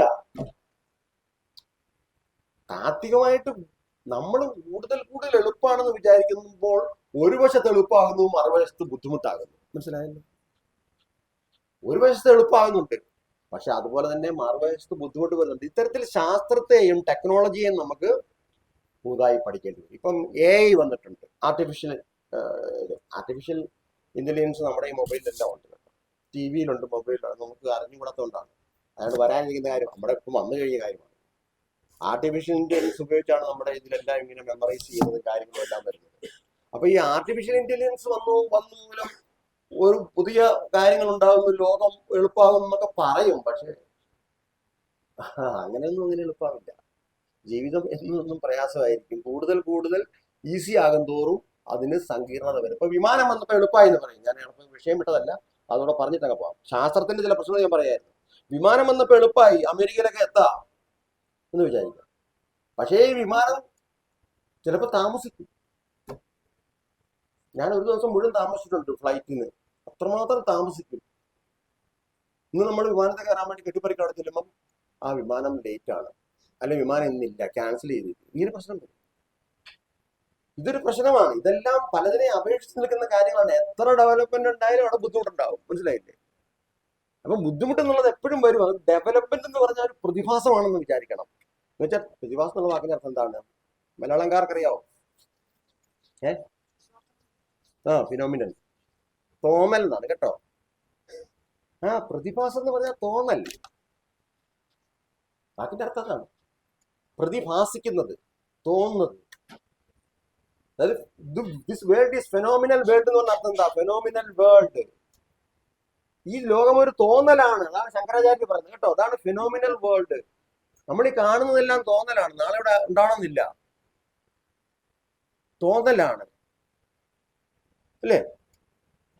അതാണ് അവർ പറയുന്നത്. അങ്ങനെ ശങ്കരാചാര്യരും കൂട്ടുകാരൊക്കെ ഇങ്ങനെ പോകുമ്പോഴാണ് ഒരു മരത്തിൽ ഒരു പുലി ഇരിക്കുന്നുണ്ട്. തമാശ പറഞ്ഞു, പുള്ളിയെ കളിയാക്കാൻ വേണ്ടി പറഞ്ഞു. അപ്പം ശിഷ്യന്മാര് പറഞ്ഞു, ഗുരു ആ പുലി തോന്നനാണോ? ഗുരുവൊക്കെ സ്ഥലം വിട്ടപ്പോ, കാരണം പുലി വന്നു കഴിഞ്ഞാൽ പിന്നെ നമ്മൾ ഈ പ്രാതിഭാസിക ലോകം നമ്മൾ പറഞ്ഞുകൊണ്ട് നടക്കാൻ പറ്റില്ല. പണ്ടൊരു പണ്ഡിതൻ വള്ളത്തെ പോയി അത് അറിയത്തില്ലേ, പണ്ഡിതൻ ഇങ്ങനെ മറ്റവനോട് പറഞ്ഞു, നിനക്ക് വല്ല അറിവുണ്ടോ, വല്ലതും വായിച്ചിട്ടുണ്ടോ, അത് വായിച്ചിട്ടുണ്ടോ? പുള്ളി പറഞ്ഞു, ഒന്നും വായിച്ചിട്ടില്ല. അവസാനം വള്ളക്കാരൻ പറഞ്ഞു, എന്റെ മുന്ന് ഗുരു വള്ളം മുങ്ങാൻ പോവാണ്, നീന്താൻ അറിയാമോ? അങ്ങേക്ക് നീന്താൻ അറിയാമോ? ഇല്ലെന്ന് പറഞ്ഞു. ഇല്ല, ഞാൻ രക്ഷപ്പെടാൻ പോവാണ്. അപ്പൊ നമ്മുടെ ഈ എത്ര ടെക്നോളജിക്കലായിട്ട് നിങ്ങൾ ഡെവലപ്പ് ചെയ്താലും പുതിയ പുതിയ പ്രോബ്ലംസ് അവിടെ ഉണ്ടാകും. സയൻസിന്റെയും ടെക്നോളജിയുടെ ഒരു പ്രശ്നമാണെന്നാണ് ഞാൻ പറഞ്ഞത്. ഇതാണ് അഡോണയൊക്കെ ചോദ്യം ചെയ്യുന്നത്. ഹൊക്കൈമറും അഡോണയും. നിങ്ങൾക്കറിയാമല്ലോ, ഫാസിസ്റ്റ് ഭയന്ന് ആത്മഹത്യ ചെയ്ത ആളാണ് വാൾട്ടർ ബെന്യാമിൻ. ഉത്തരാധുനിക കലയുടെ മർമ്മം അദ്ദേഹം പറഞ്ഞിട്ടുള്ളത് അദ്ദേഹമാണ്. Art in the age of mechanical reproduction വായിച്ചിട്ടുണ്ടോ? വായിക്കണം കേട്ടോ. Art in the age of mechanical reproduction എന്ന് പറയുന്ന ലേഖനം നിങ്ങൾ വായിക്കണം. വളരെ പ്രധാനപ്പെട്ട ഒരു ലേഖനമാണ്. അത് മലയാളത്തിൽ വായിക്കരുത്, ഒന്നും മനസ്സിലാവില്ല. ഇംഗ്ലീഷ് വായിക്കണം കേട്ടോ. അതിന് മലയാളം ഉണ്ട്, ആരൊക്കെ വിവർത്തനം ചെയ്ത് വെച്ചിരിക്കുകയാണ്. ഈ ഇംഗ്ലീഷ് പദങ്ങൾ അതേപടി മലയാളത്തിലാക്കി കഴിഞ്ഞാൽ മനസ്സിലാവില്ല നമുക്ക്. മനസ്സിലായോ? ഇംഗ്ലീഷ് നമ്മൾ മലയാളത്തിലാക്കാന്ന് പറഞ്ഞാൽ വലിയ ബുദ്ധിമുട്ടാണ്. അതിന് നല്ലപോലെ മലയാളം അറിയാവുന്നവർക്കേ പറ്റുള്ളൂ.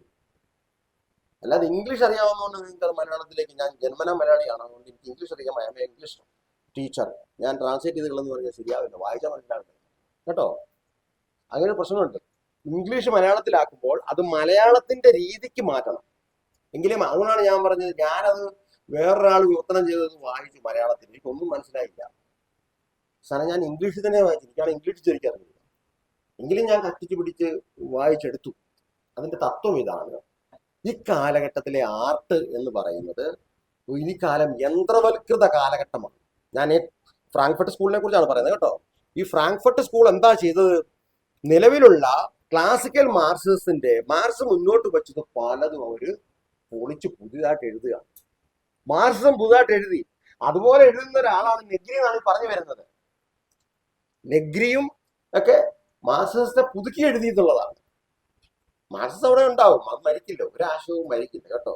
ലോകത്ത് ക്രിയേറ്റ് ചെയ്യപ്പെട്ടുള്ള ആശയങ്ങൾ അവിടെ തന്നെ കിടക്കുമെന്നാണ് എം കൃഷ്ണൻ നായർ സാർ പണ്ട് പറഞ്ഞത്. അത് പോവില്ല, എത്ര പോയാലും പോയില്ല, അവിടെ കിടക്കും. അപ്പോ ഈ ഇദ്ദേഹം പറഞ്ഞെന്താ, ടെക്നോളജി കൊണ്ടാണ് ഇന്ന് കലകൾ നിൽക്കുന്നതെന്നാണ്. നിങ്ങൾക്കറിയാമല്ലോ, ഇപ്പൊ എന്നെ കവിയായിട്ട് നിങ്ങളിൽ പലരും അറിയുമെന്ന് എനിക്ക് സംശയമുണ്ട്. ഞാനൊരു കവിയാണെന്ന് അറിയാം, എല്ലാവർക്കും അറിയാവും.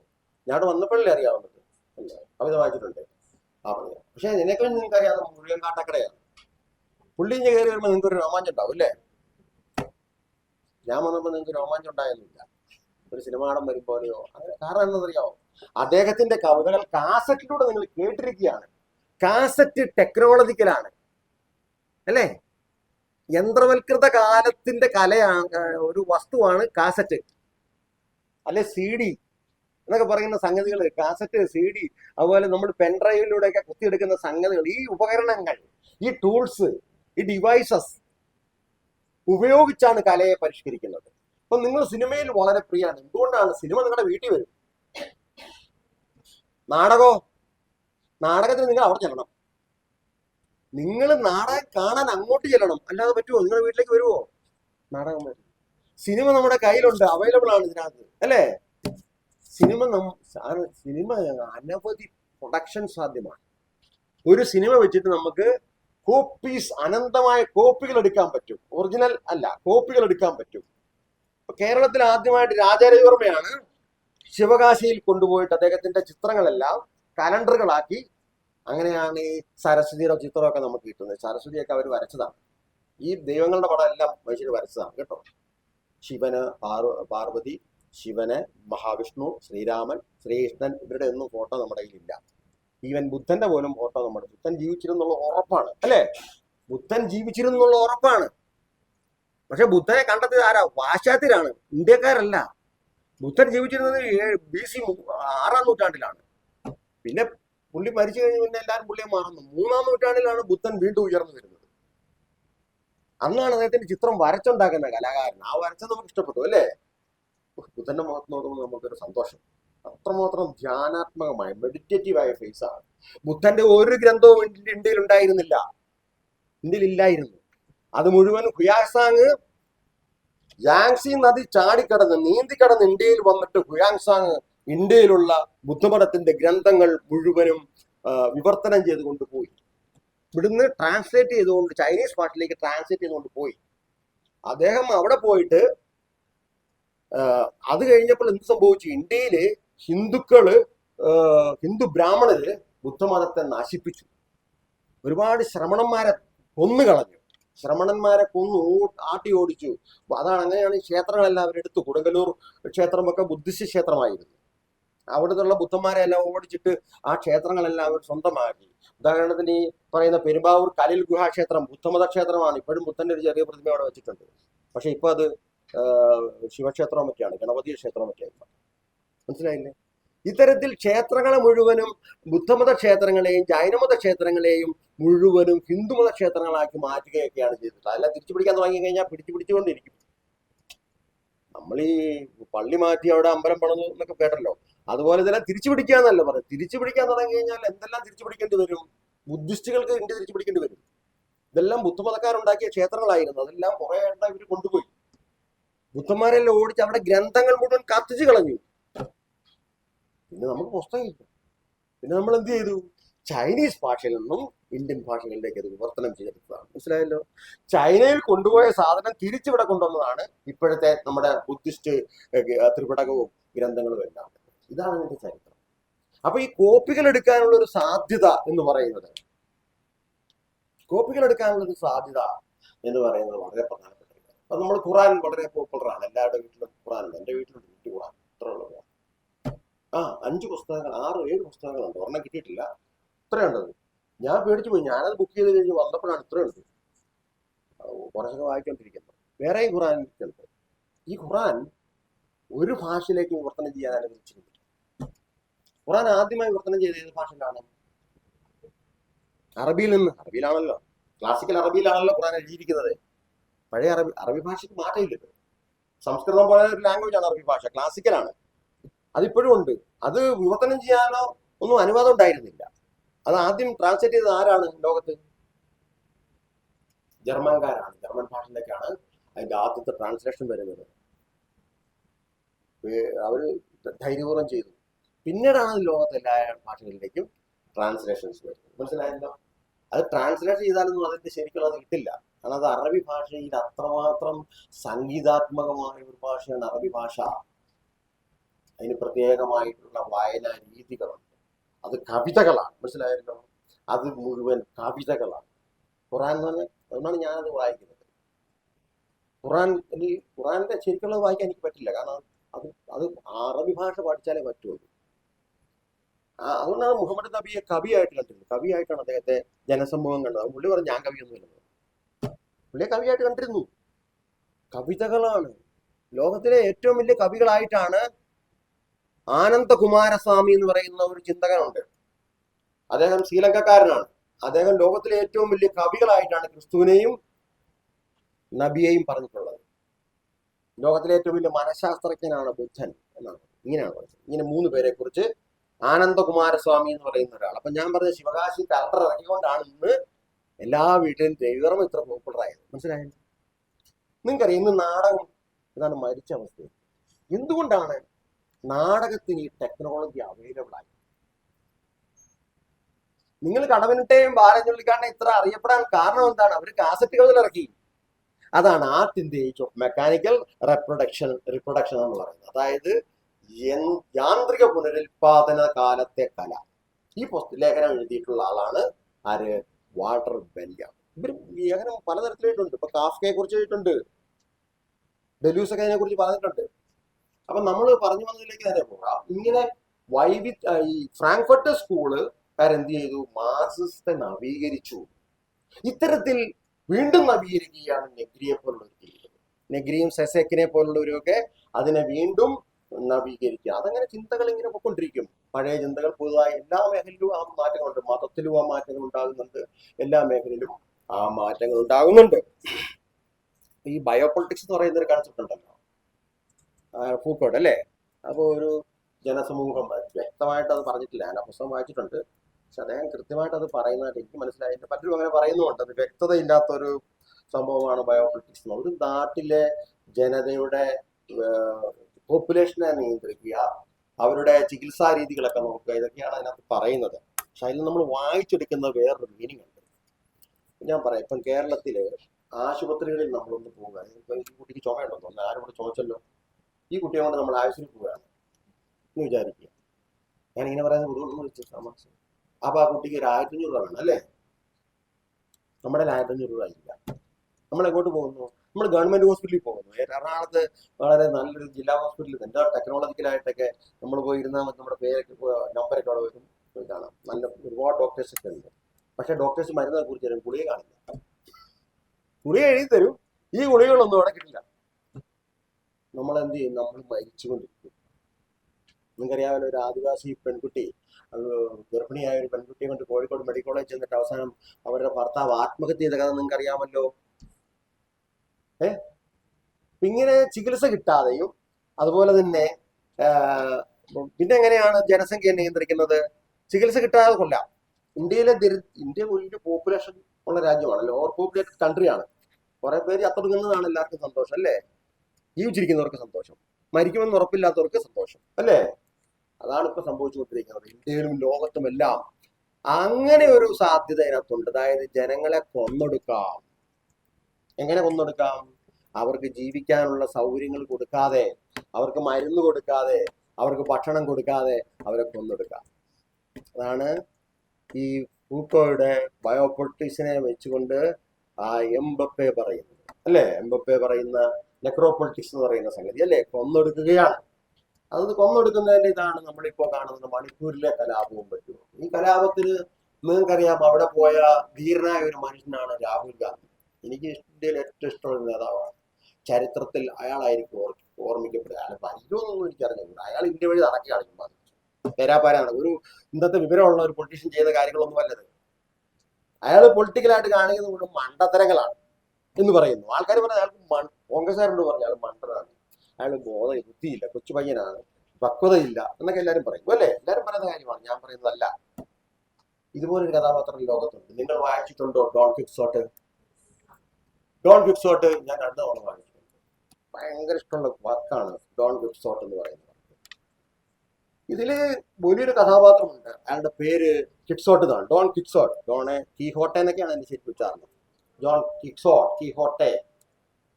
അയാള് ലാമഞ്ച എന്ന് പറയുന്ന സ്ഥലത്തെ ഒരു പ്രഭുവാണ്. കിളവനാണ്, വലിയ പ്രായമായി, പെൻഷനൊക്കെ പറ്റും. അപ്പൊ അങ്ങനെ പുള്ളിക്കൊരു ഒരു ചാവാലി കുതിരയുണ്ട്, വയ്യാത്തൊരു കുതിര. പുള്ളി ഇപ്പൊ ഈ നോവൽസ് ഒക്കെ വായിക്കും. അക്കാലത്തെ ഭയങ്കര രസമുള്ള നോവലുണ്ട്.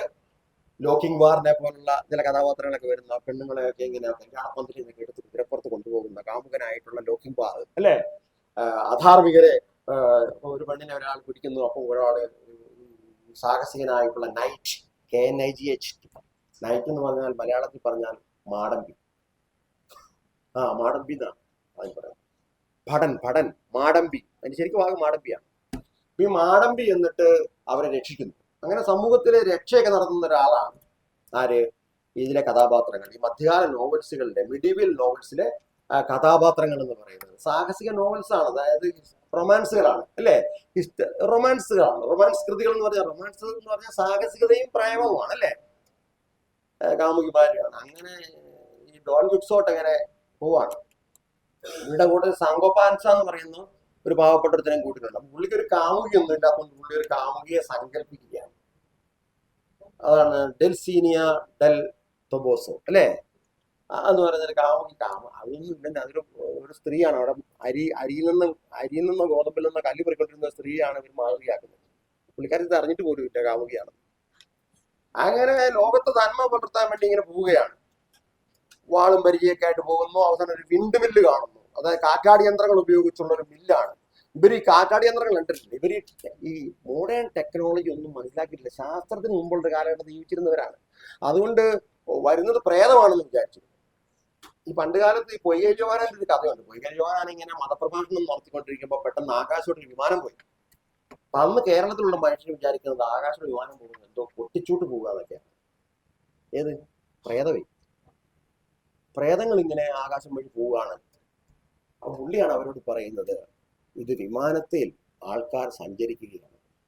ഇത് ആധുനികതയുടെ ഒരു കടന്നുവരവാണ് കേട്ടോ. മോഡേണിറ്റി എന്ന് പറയുന്ന ഒരു സംഗതി നമ്മളിലേക്ക് കടന്നു വരികയാണ്. ഇപ്പൊ എന്റെ അമ്മ ചെറുപ്പത്തിൽ ചന്തയ്ക്ക് പോയി. അപ്പൊ പോകുന്ന വഴിക്ക് അമ്മ ആദ്യം ട്രെയിൻ കണ്ടിട്ട് ഓടിക്കളഞ്ഞു, പേടിച്ചു, കാറിക്കൊണ്ട് ലോകാവസാനം എന്നും പറഞ്ഞു. അപ്പൊ പള്ളിയിലൊക്കെ അന്നൊക്കെ ലോകം അവസാനിക്കുമെന്നും പറഞ്ഞ് പള്ളിക്കാരൊക്കെ പേടിക്കും. അടുത്ത ആഴ്ച ലോകം അവസാനിക്കും, എല്ലാവരും മര്യാദയ്ക്ക് നോക്കാൻ പറയും. അച്ഛന്മാരെ, അങ്ങനെ അമ്മ പേടിച്ചു ഓടി, അമ്മ എല്ലാരും കളിയാക്കിയിട്ടുണ്ട്. അതാണ് ഞാൻ പറയുന്നത്, നമുക്ക് അറിയത്തില്ലാത്തൊരു സംഗതി നമുക്ക് അല്ലേ. ഇപ്പൊ ചില കാർന്നവന്മാരിൽ മൊബൈൽ കിട്ടി എന്നാ ചെയ്യാൻ പറ്റും? അവസാനം 1ാം ക്ലാസ്സിൽ പഠിക്കുന്ന കൊച്ചായിരിക്കും അത് ഓപ്പറേഷൻ കാണിക്കുന്നത്. അച്ചാച്ച അത് അങ്ങനെ അല്ല ഇങ്ങനെയാണെന്നൊക്കെ പറഞ്ഞല്ലേ. അല്ലേ? അതാണ് ടെക്നോളജി അവർക്ക് അറിഞ്ഞുകൂടാ. അപ്പൊ അങ്ങനെയുള്ള മനുഷ്യർ വിചാരിക്കുന്നത് പ്രേതങ്ങളാണെന്നൊക്കെ ആയിരിക്കും. ഈ രീതിയിലുള്ള ഒരാളായിരുന്നു നമ്മുടെ ഡോൺ ക്വിക്സോട്ട്. പക്ഷെ ഡോൺ ക്വിക്സോട്ടിനെ കുറിച്ച് ഈ എഴുത്തുകാരൻ പറയുന്ന ഒരു കാര്യമുണ്ട്. ഡോൺ ക്വിക്സോട്ട് എന്ന് പറയുന്ന കൃതി എഴുതിയത് ആരാണ്? സെർവാൻഡസ് ആണല്ലേ. സെർവാൻഡസ് പറയുന്നുണ്ട് ഇയാൾ ഭയങ്കര ബുദ്ധിമാനാണ്, പക്ഷെ കാലം തെറ്റിപ്പിറന്നു.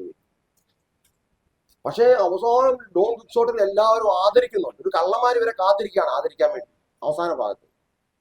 അങ്ങനെ ഒരു മനുഷ്യൻ ചരിത്രത്തിൽ തിരിഞ്ഞു വരും. തമാശ ഗൗരവത്തിലാവും. നമുക്കറിയാം, നമ്മുടെ മലയാളത്തിലെ തമാശ നടനായിരുന്നല്ലോ ഒരു തുണി തയ്ച്ചുകൊണ്ടിരുന്ന ഒരാള്.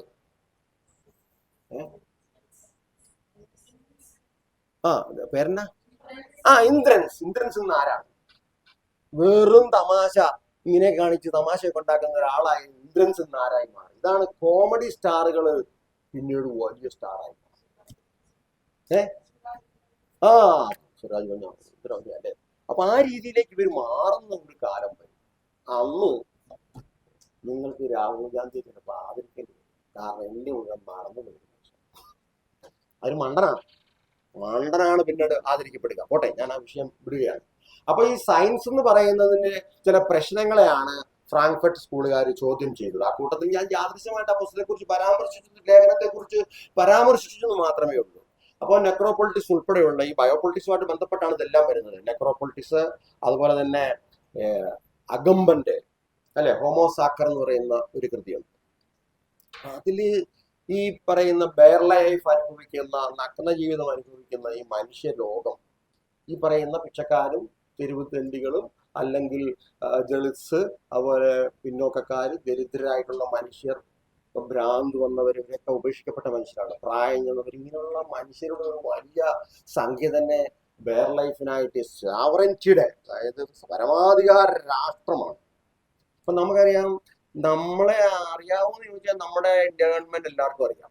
കാരണം നമ്മുടെ ആധാർ കാർഡ് നമ്പർ മാത്രം മതി നമ്മളെ അറിയാം. നമ്മുടെ സർവത്ര വിവരം അതിനകത്തുണ്ട്. നമ്മുടെ അഡ്രസ്സ്, ഇമെയിൽ അഡ്രസ്സ് വളരെ പ്രധാനമാണ്, നമുക്ക് മാത്രമേ ഉള്ളൂ അല്ലേ. അതുപോലെ നമ്മുടെ ഫോൺ നമ്പർ പിന്നെ അതിനകത്തൊന്നാണ് വൈകിട്ട്. പക്ഷെ നമ്മുടെ ഫോൺ നമ്പർ പൊതുവെ നമുക്ക്, അതാണ് ഫോൺ നമ്പര്, ആധാർ നമ്പര്, അതുപോലെ ഇതൊരു കയറാണ്.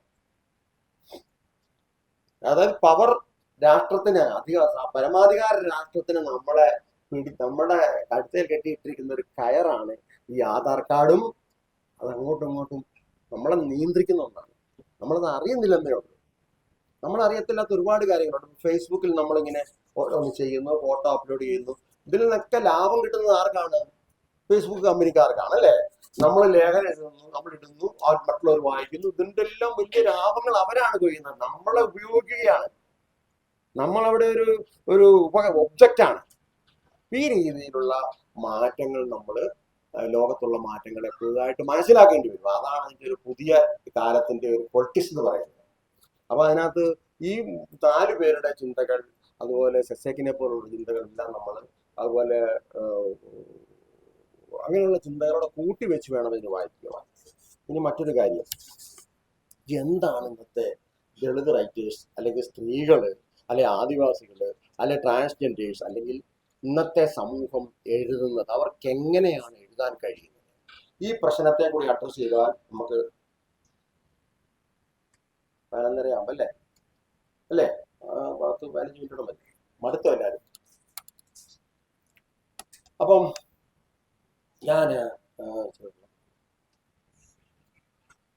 ലെവിനാസ് കേട്ടോ, ഇമ്മാനുവൽ ലെവിനാസ് കേട്ടില്ലേ? ഒന്നും തെറ്റല്ല, ഞാനും ഒന്നും കേട്ടിട്ടില്ല. ഞാൻ എൻ്റെ വായന തുടങ്ങുന്നത് പെൻഷൻ പറ്റുന്ന ചെയ്യുന്നു. പണ്ടൊരു അഭ്യാസി വീട്ടിൽ വന്നു. വീട്ടിൽ വരികയല്ല, ഭാര്യ ഇങ്ങനെ ഇരിക്കുമ്പോൾ ഒരു വാഴയുടെ മുകളിൽ ഒരാൾ താഴോട്ട് വീഴുകയാണ്. അപ്പൊ ഭർത്താവാണ്. അപ്പൊ ഭാര്യ ചോദിച്ചു, മുൻപ് പറ്റി ചേട്ടൻ ഭയങ്കര അഭ്യാസിയാണല്ലോ. അപ്പം എനിക്ക് വല്ലാത്ത ബുദ്ധിമുട്ടാണ് ഈ പഴം തിരുമാൻ പറഞ്ഞു തിരുമ്മിക്കൊണ്ടിരുന്നപ്പം പുള്ളിക്കാരൻ പറഞ്ഞ് ചേട്ടൻ വലിയ അഭ്യാസിയാണല്ലോ പിന്നെ എന്ത് പറ്റിയെന്ന് ചോദിച്ചു. എന്ന് പറഞ്ഞ് അവര് നിലത്ത് നിർത്തിയിട്ട് വേണ്ടേ അഭ്യാസം കാണിക്കാൻ. അവർ ഈ പുള്ളിനെ നിലത്ത് നിർത്തിയിട്ടില്ല എന്ന് പറഞ്ഞതുപോലെ ഈ കോളേജിൽ പഠിപ്പിക്കുമ്പോൾ നമ്മളെ നിലത്ത് നിർത്തുന്നില്ലല്ലോ. അവിടെ രേഖ ഉണ്ടാക്കുന്നു, കമ്പ്യൂട്ടർ ചെയ്യുന്നു, അത് ചെയ്യുന്നു, ഇത് ചെയ്യുന്നു. കമ്പ്യൂട്ടർ അറിയാവുന്ന അധ്യാപകരുടെ കാര്യം കഷ്ടമാണ്. നിർഭാഗ്യവശാൽ എനിക്ക് കമ്പ്യൂട്ടർ അറിയാമായിരുന്നു. എന്റെ ഡിപ്പാർട്ട്മെന്റിൽ ആർക്കും ഒരാൾക്കോ എന്റെ കമ്പ്യൂട്ടർ അറിയാം, അവരോട്ട് ചെയ്യുകയില്ല. ഞാൻ തന്നെയാണ് എല്ലാം ചെയ്തോണ്ടിരുന്നത്. അവിടെ മറ്റുള്ളവരൊന്നും കമ്പ്യൂട്ടർ പഠിക്കില്ല മനഃപൂർവ്വം. കമ്പ്യൂട്ടർ പഠിച്ചാൽ പണി ചെയ്യേണ്ടി വരും. സാറ് പറയുന്നത് എനിക്ക് അടിച്ച് കൊടുക്കേണ്ടി വരും, ഇരട്ടിപ്പണിയാവും. മനസ്സിലായോ? കമ്പ്യൂട്ടർ പഠിച്ചപ്പോൾ ഒരുപാട് ഇങ്ങനെ സന്തോഷമാണ് മറ്റുള്ളവർക്ക് വേണ്ടി പ്രവർത്തിക്കുക എന്നുള്ളത്. അതായിക്കോട്ടെ, അങ്ങനെ. അപ്പൊ അതുകൊണ്ട് വായിക്കാനൊന്നും അധികം പറ്റില്ലെന്ന് ഞാൻ പറയാൻ. പെൻഷൻ പറ്റിക്കഴിഞ്ഞാണ് ഞാൻ വായിക്കാൻ പറഞ്ഞത്. ഇതൊന്നും വന്ന ആവശ്യമില്ലല്ലോ അല്ലേ? എനിക്കറിയാവുന്ന വേറെ കുറെ അറിവുകളുണ്ട്. ചിത്രകല എനിക്കറിയാം. ഞാൻ ചിത്രകലയെ കുറിച്ചൊരു പുസ്തകം എഴുതിയിട്ടുണ്ട്. അപ്പൊ പ്രിന്റ് ആയില്ല. 700 പേജുള്ള ഒരു പുസ്തകമാണത്. പാശ്ചാത്യ ചിത്രകലയെ കുറിച്ച്, പാശ്ചാത്യവും അമേരിക്കയും. അതുപോലെ ജിപ്സികളെ കുറിച്ച് ഞാൻ പുസ്തകം കൊടുത്ത കാര്യം ഞാൻ പറഞ്ഞു. അപ്പൊ അതൊക്കെ എനിക്ക് അറിയാവുന്ന വിഷയങ്ങളാണ്. ഇനി അതൊന്നും കോളേജിൽ പഠിപ്പിക്കാൻ പറ്റിയിട്ടില്ല. പക്ഷെ ഞാൻ ഇടയ്ക്ക് ചിത്രകല പറയാം. അപ്പൊ പിള്ളേരിങ്ങനെ നോക്കിയിരിക്കും, സാർ എപ്പോഴേലും ചിത്രകല പറയുന്നറിയാം. എവിടെ പറഞ്ഞാലും അവസാനിക്കുന്ന ചിത്രകലയിലായിരിക്കും. അങ്ങനെയാണ് നമ്മുടെ ഉള്ളിൽ കിടക്കുന്ന ഒരു വിഷയം ഉണ്ടെങ്കിൽ നമ്മൾ എപ്പോഴും അത് പറയാൻ ശ്രമിക്കും അല്ലേ? പണ്ടൊരു സ്ത്രീ ഒരു പുതിയ ചട്ട കിട്ടാൻ ചട്ട ഈ ക്രിസ്ത്യൻ പെണ്ണുങ്ങൾ ഉപയോഗിക്കുന്നത്. അപ്പം പുള്ളിക്കാരന് പുതിയ ചട്ടയ്ക്കിട്ടുണ്ടെന്നിട്ട് ആരും ഒന്നും മിണ്ടുന്നില്ല. പുള്ളിക്കാരത്ത് മനസ്സിൽ ഭയങ്കര ആവിയാണ്. അപ്പോഴാണ് ആൾക്കാർ ശ്രദ്ധിക്കുന്നത്. എന്ന് പറഞ്ഞ പോലെ നമ്മുടെ അറിവുകൾ മറ്റുള്ളവർക്ക് ആവശ്യമുള്ളതേ അവരെടുക്കുകയുള്ളൂ. ഞാൻ ഇമ്മാനുവൽ ലെവിനാസിനെ കുറിച്ച് പറയാം. അപ്പം നമ്മൾ കുറച്ച് ഫിലോസഫിക്കൽ ആയിട്ടുള്ള കാര്യങ്ങൾ കൂടി പറയേണ്ടി വരും. അതായത്, നിങ്ങൾ ഒരു മനുഷ്യൻ, ഞാനൊരു മനുഷ്യൻ. അപ്പൊ എനിക്ക് ഒരു സത്ത എന്ന് പറഞ്ഞാൽ ബീയിങ്, BEING. എസൻസ് അല്ല, വ്യത്യാസമുണ്ട്. എസൻസ് എന്ന് പറഞ്ഞാൽ നമ്മൾ നേടുന്നതാണ്, സത്ത നമുക്ക് ജന്മന ഉള്ളതാണ് കേട്ടോ.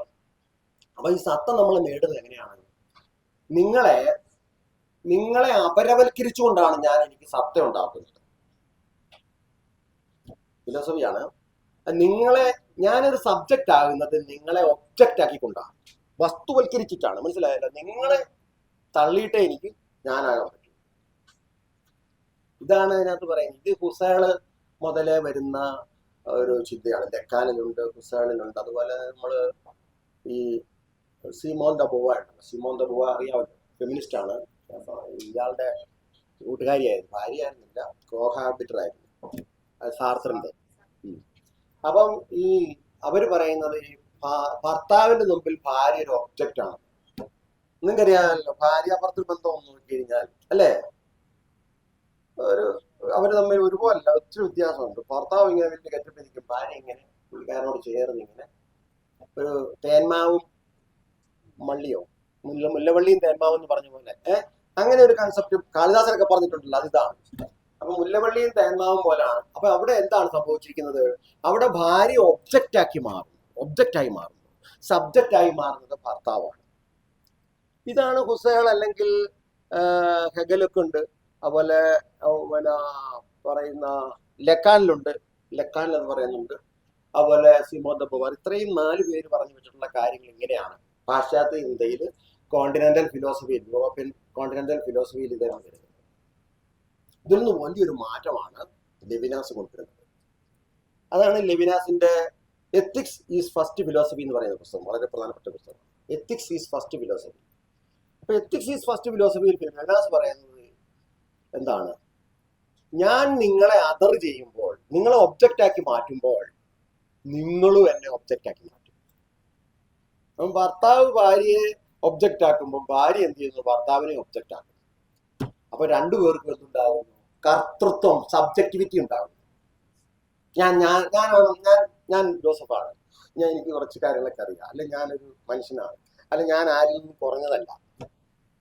ജാതിയൊന്നും എനിക്ക് വിഷയമല്ല, ജാതിയൊന്നും എനിക്ക് വിലപ്പോഴില്ല. മതവും എനിക്ക് മതപരമായിട്ടോ ജാതിപരമായിട്ടോ താഴ്ത്തി കെട്ടാനൊന്നും പറ്റുകയില്ല അല്ലേ? അപ്പം മതപരമായിട്ട് നമുക്കൊരു ഈക്വാലിറ്റി ഉണ്ട് അല്ലേ? എല്ലാ മതക്കാരും തുല്യരാണ്. ജാതിപരമായിട്ടാണ് നമ്മുടെ ഈക്വാലിറ്റി നഷ്ടപ്പെടുന്നത് പ്രധാനമായിട്ടും. അപ്പൊ ഇപ്പൊ ഇന്ത്യയില് ഹിന്ദുക്കളെ സംബന്ധിച്ചിടത്തോളം, ഇന്ത്യയിലെ ഹിന്ദുക്കൾ, എല്ലാ ഹിന്ദുക്കളല്ല കേട്ടോ, ഇപ്പം പള്ളി പൊളിച്ചതിനൊക്കെ എതിരെ ഏറ്റവും കൂടുതൽ ശബ്ദം ഉയർത്തിയത് ഹിന്ദുക്കൾ തന്നെയാണ്. നിങ്ങൾ ഫേസ്ബുക്കൊക്കെ നോക്കിയാൽ അറിയാം. അപ്പം ഇന്ത്യയിൽ ഈ അപരമെന്നായിട്ടാണ് ഈ മുസ്ലിങ്ങളെ അപരമായിട്ടാണ് കാണുന്നത്, അന്യരായിട്ടാണ്, അപരമായിട്ടാണ്, അതർ പീപ്പിൾ ആയിട്ടാണ് കാണുന്നത്. മുസ്ലിങ്ങളെ മാത്രമല്ല, ഹിന്ദുമതത്തിന്റെ അകത്തുള്ള ജാതികൾ, ചെറിയ ജാതികൾ, ഉപജാതികൾ, ഇവയെല്ലാം അതേസായിട്ട് മാറി. ഇവര് തിരിച്ച് ഞങ്ങൾക്ക് ആത്മാവുണ്ട്, ഞങ്ങൾക്കൊരു ചിന്തയുണ്ട്, ഞങ്ങൾക്കൊരു സ്വത്വമുണ്ട്, ഞങ്ങൾക്കൊരു സത്തയുണ്ട്, അല്ലെ സത്വമുണ്ട് എന്നൊക്കെ ചിന്തിച്ചുകൊണ്ട് ഇവർ വരുമ്പോൾ ആ വരവാണ് എഴുത്തിലേക്കുള്ള വരവ്. മനസ്സിലായി? അപ്പൊ നിങ്ങൾ എന്താണ് എഴുതുന്നത്? നിങ്ങൾ എഴുതുന്ന സബ്ജക്റ്റിവിറ്റിയാണ്. എന്റെ ആദ്യത്തെ കവിത തുടങ്ങുന്നത് എന്റെ പേര് ജോസഫ് എന്ന് പറഞ്ഞു. എന്റെ പേര് ജോസഫ്, ചിതറുന്ന രക്തത്തിന് എന്നുമേ സാക്ഷി, ഞാനൊരു മരപ്പണിക്കാരൻ, വീട് നഷ്ടപ്പെട്ട് അലയുന്നവൻ എന്ന് പറഞ്ഞാണ്. അപ്പൊ എനിക്ക് ഈ കവിത വലിയൊരു കവിതയായിട്ട് അന്ന് തോന്നിയൊന്നുമില്ല, പക്ഷെ എല്ലാരും പറഞ്ഞു നല്ലൊരു കവിതയാണ്. അപ്പം എന്റെ പേര് ജോസഫ് എന്ന് എഴുതിയാണ് എന്റെ കവിത ആദ്യം മലയാളത്തിൽ ആദ്യത്തെ പ്രധാനപ്പെട്ട കവിത അതാണ്. പക്ഷെ ഇന്ന് ഞാൻ അത്ര ഇഷ്ടപ്പെടുന്ന കവിതയല്ല. ഒരു കാലഘട്ടത്തിൽ എന്റെ ആദ്യത്തെ സമാഹാരം കറുത്തകല്ലാണ്. കറുത്തകല്ലിലെ വളരെ പ്രധാനപ്പെട്ട ഒരു കവിതയാണ്. ഈ കവിത പലർക്കും ഇഷ്ടമാണ്. കടമനിട്ടയ്ക്ക് ഇഷ്ടമായിരുന്നു, വിനയത്തിനൊക്കെ വളരെ ഇഷ്ടമായിരുന്നു. അതിപ്പോ അതിനെക്കുറിച്ച് ഒരുപാട് ആൾക്കാർ സംസാരിച്ചിട്ടുണ്ട്. ഒരാളിങ്ങനെ ഒരു കവിത എഴുതി, സ്വന്തം പേര് വെച്ചൊരു കവിത എഴുതി. അപ്പോൾ സ്വന്തം പേര് വെച്ചിരുന്നത് എഴുതി കവിത. ഈ ജോസഫ് ഞാനല്ല. ഒരേ സമയത്ത് ക്രിസ്തുവിന്റെ അച്ഛനാണ്.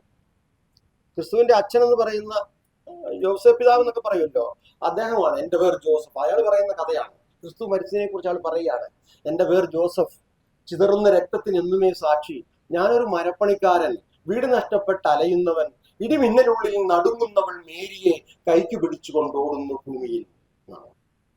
ഗർഭിണിയായ മേരിയെയും കൊണ്ട് ഇയാൾ ഓടുകയാണ്, ഉപേക്ഷിക്കുകയല്ല. ഇടിമിന്നൽ ഉള്ളിൽ നടുങ്ങുന്നവൾ മേരിയെ കൈക്ക് പിടിച്ചു കൊണ്ടോടുന്നു ഭൂമിയിൽ, കൊട്ടിയടക്കപ്പെടുന്നു വാതിൽ. പിന്നെ ഈ തണുപ്പൊക്കെ ഉള്ള, ഞാൻ മറന്നുമില്ല ലൈൻസൊക്കെ, വീടുകളിലെല്ലാം അടഞ്ഞിരിക്കണം. അവസാനം ചാണകപ്പുര പോയി പ്രസവിക്കുന്ന ആ കഥ ഇങ്ങനെ പറഞ്ഞു പോകുന്നത്. അവസാനം അത് നമ്മുടെ കേരളത്തിലെ ഒരു കാലഘട്ടത്തിലാണ് പ്രതിഫലിപ്പിക്കുന്നത്. പ്രത്യേകിച്ച് ഒരുപാട് ചരിത്രപരമായിട്ട് ഒരുപാട് നക്സലേറ്റ് കാലഘട്ടം കടന്നുപോയി. ആ കാലഘട്ടത്തിൽ രാജനെ പോലുള്ളവരൊക്കെ കൊല്ലപ്പെട്ടു, അല്ലേ? അതിന്റെ ഒരു സ്മരണ വരുന്ന ഒരു കവിതയാണ്. അതുകൊണ്ടാണ് പൊളിറ്റിക്കലാണ് ആ കവിത. അതേസമയം ക്രിസ്തീയമാണ് ആ കവിത. അതേസമയം അതിനകത്തൊരു വ്യത്യാസമുണ്ട്. എന്നറിയോ?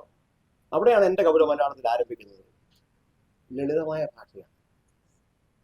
എന്റെ പേര് ജോസഫ്, ചിതറുന്ന രക്തത്തിന് എന്നുമേ സാക്ഷി, ഞാനൊരു മരപ്പണിക്കാരൻ, വീട് നഷ്ടപ്പെട്ട, ആർക്കും മനസ്സിലാവും അല്ലെ, അലയുന്നവൻ, ഇടിമിന്നലുള്ളിൽ നടുങ്ങുന്നവൾ മേരിയെ കൈക്ക് പിടിച്ചു കൊണ്ട് ഓടുന്നു, പൊട്ടിയടക്കപ്പെടുന്നു വാതിൽ എന്ന് പറയുന്ന കവിത. പിന്നീടൊക്കെ ഞാൻ എഴുതിയ കവിതയിൽ ഇപ്പം പറമ്പുകളിലേക്ക് കയറി വളഞ്ഞു കിടക്കുന്ന പാടങ്ങളിൽ നിന്ന് ഒട്ടൽ കൊണ്ടിരുന്നു. ഇത് കൊട്ട എന്ന് പറഞ്ഞ കവിത ആരംഭിക്കുന്നത് കൊട്ട കെട്ടുന്നതിനെ കുറിച്ചുള്ള കവിത. മലയാളത്തിലുള്ള ആദ്യ കവിതയാണ്. കൊട്ട കെട്ടുന്നവരെ കുറിച്ചൊക്കെ കവിത വരിക എന്ന് പറഞ്ഞാൽ ഒന്നും കവിതയായിട്ട് ആരും സ്വീകരിക്കില്ല, അല്ലേ? കൊട്ട കെട്ടുന്നതിനെ കുറിച്ചാണ് കവിത എഴുതുന്നത്. എറണാകുളം മഹാരാജാസിലെ തൂപ്പുകാരെ കുറിച്ച് ജി ശങ്കരക്കുറുപ്പ് ഒരു കവിത എഴുതിയിട്ടുണ്ട് കേട്ടോ. അദ്ദേഹം അവിടുത്തെ HOD ആയിരുന്നു. ആ പുള്ളിയുടെ കഥയിലായിരുന്നു. അവസാനം വേറൊരു കസേര കിട്ടിയായിരുന്നു. എന്നാലും ഞാൻ ഇടയ്ക്കൊക്കെ കയറി ഇരിക്കായിരുന്നു. അപ്പൊ അവസാനം വേറൊരു കസേര, ഒരു പുതിയ കസേര കിട്ടി. എങ്കിലും ആ കസേര ഇപ്പോഴും അവിടെ ഉണ്ട്. ശങ്കരപ്പിള്ള സാറിനോട് ചോദിച്ചു, ആ കസേര അവിടെ ഉണ്ടോ? അപ്പൊ അദ്ദേഹം എഴുതിയൊരു കവിത ആർക്കും അറിഞ്ഞുകൂടാ, അവിടുത്തെ ഒരു തൂപ്പുകാരിയെ കുറിച്ച്. അപ്പൊ ഞാൻ ഈ എറണാകുളം മഹാരാജാസിൽ ഒരു കൊച്ചു തൂപ്പുകാരി ഉണ്ടായിരുന്നു. അവർ പൊക്കം കുറഞ്ഞൊരു സ്ത്രീ ആയിരുന്നു. അപ്പൊ അവിടെ ഞാൻ വലിയ സ്നേഹമായിരുന്നു. എനിക്ക് അവരെയൊക്കെ ഇഷ്ടമായിരുന്നു. ഈ തൂപ്പുകാരെയൊക്കെ ഞാൻ പ്രത്യേകം പരിഗണിക്കുകയും ഒരു ദിവസം ഞാൻ അറിയാതെ ഒരു തൂപ്പുകാരിയെ എന്റെ ചുടുറൂമിലിട്ട് പൂട്ടുകയും ചെയ്തു. അറിഞ്ഞില്ല.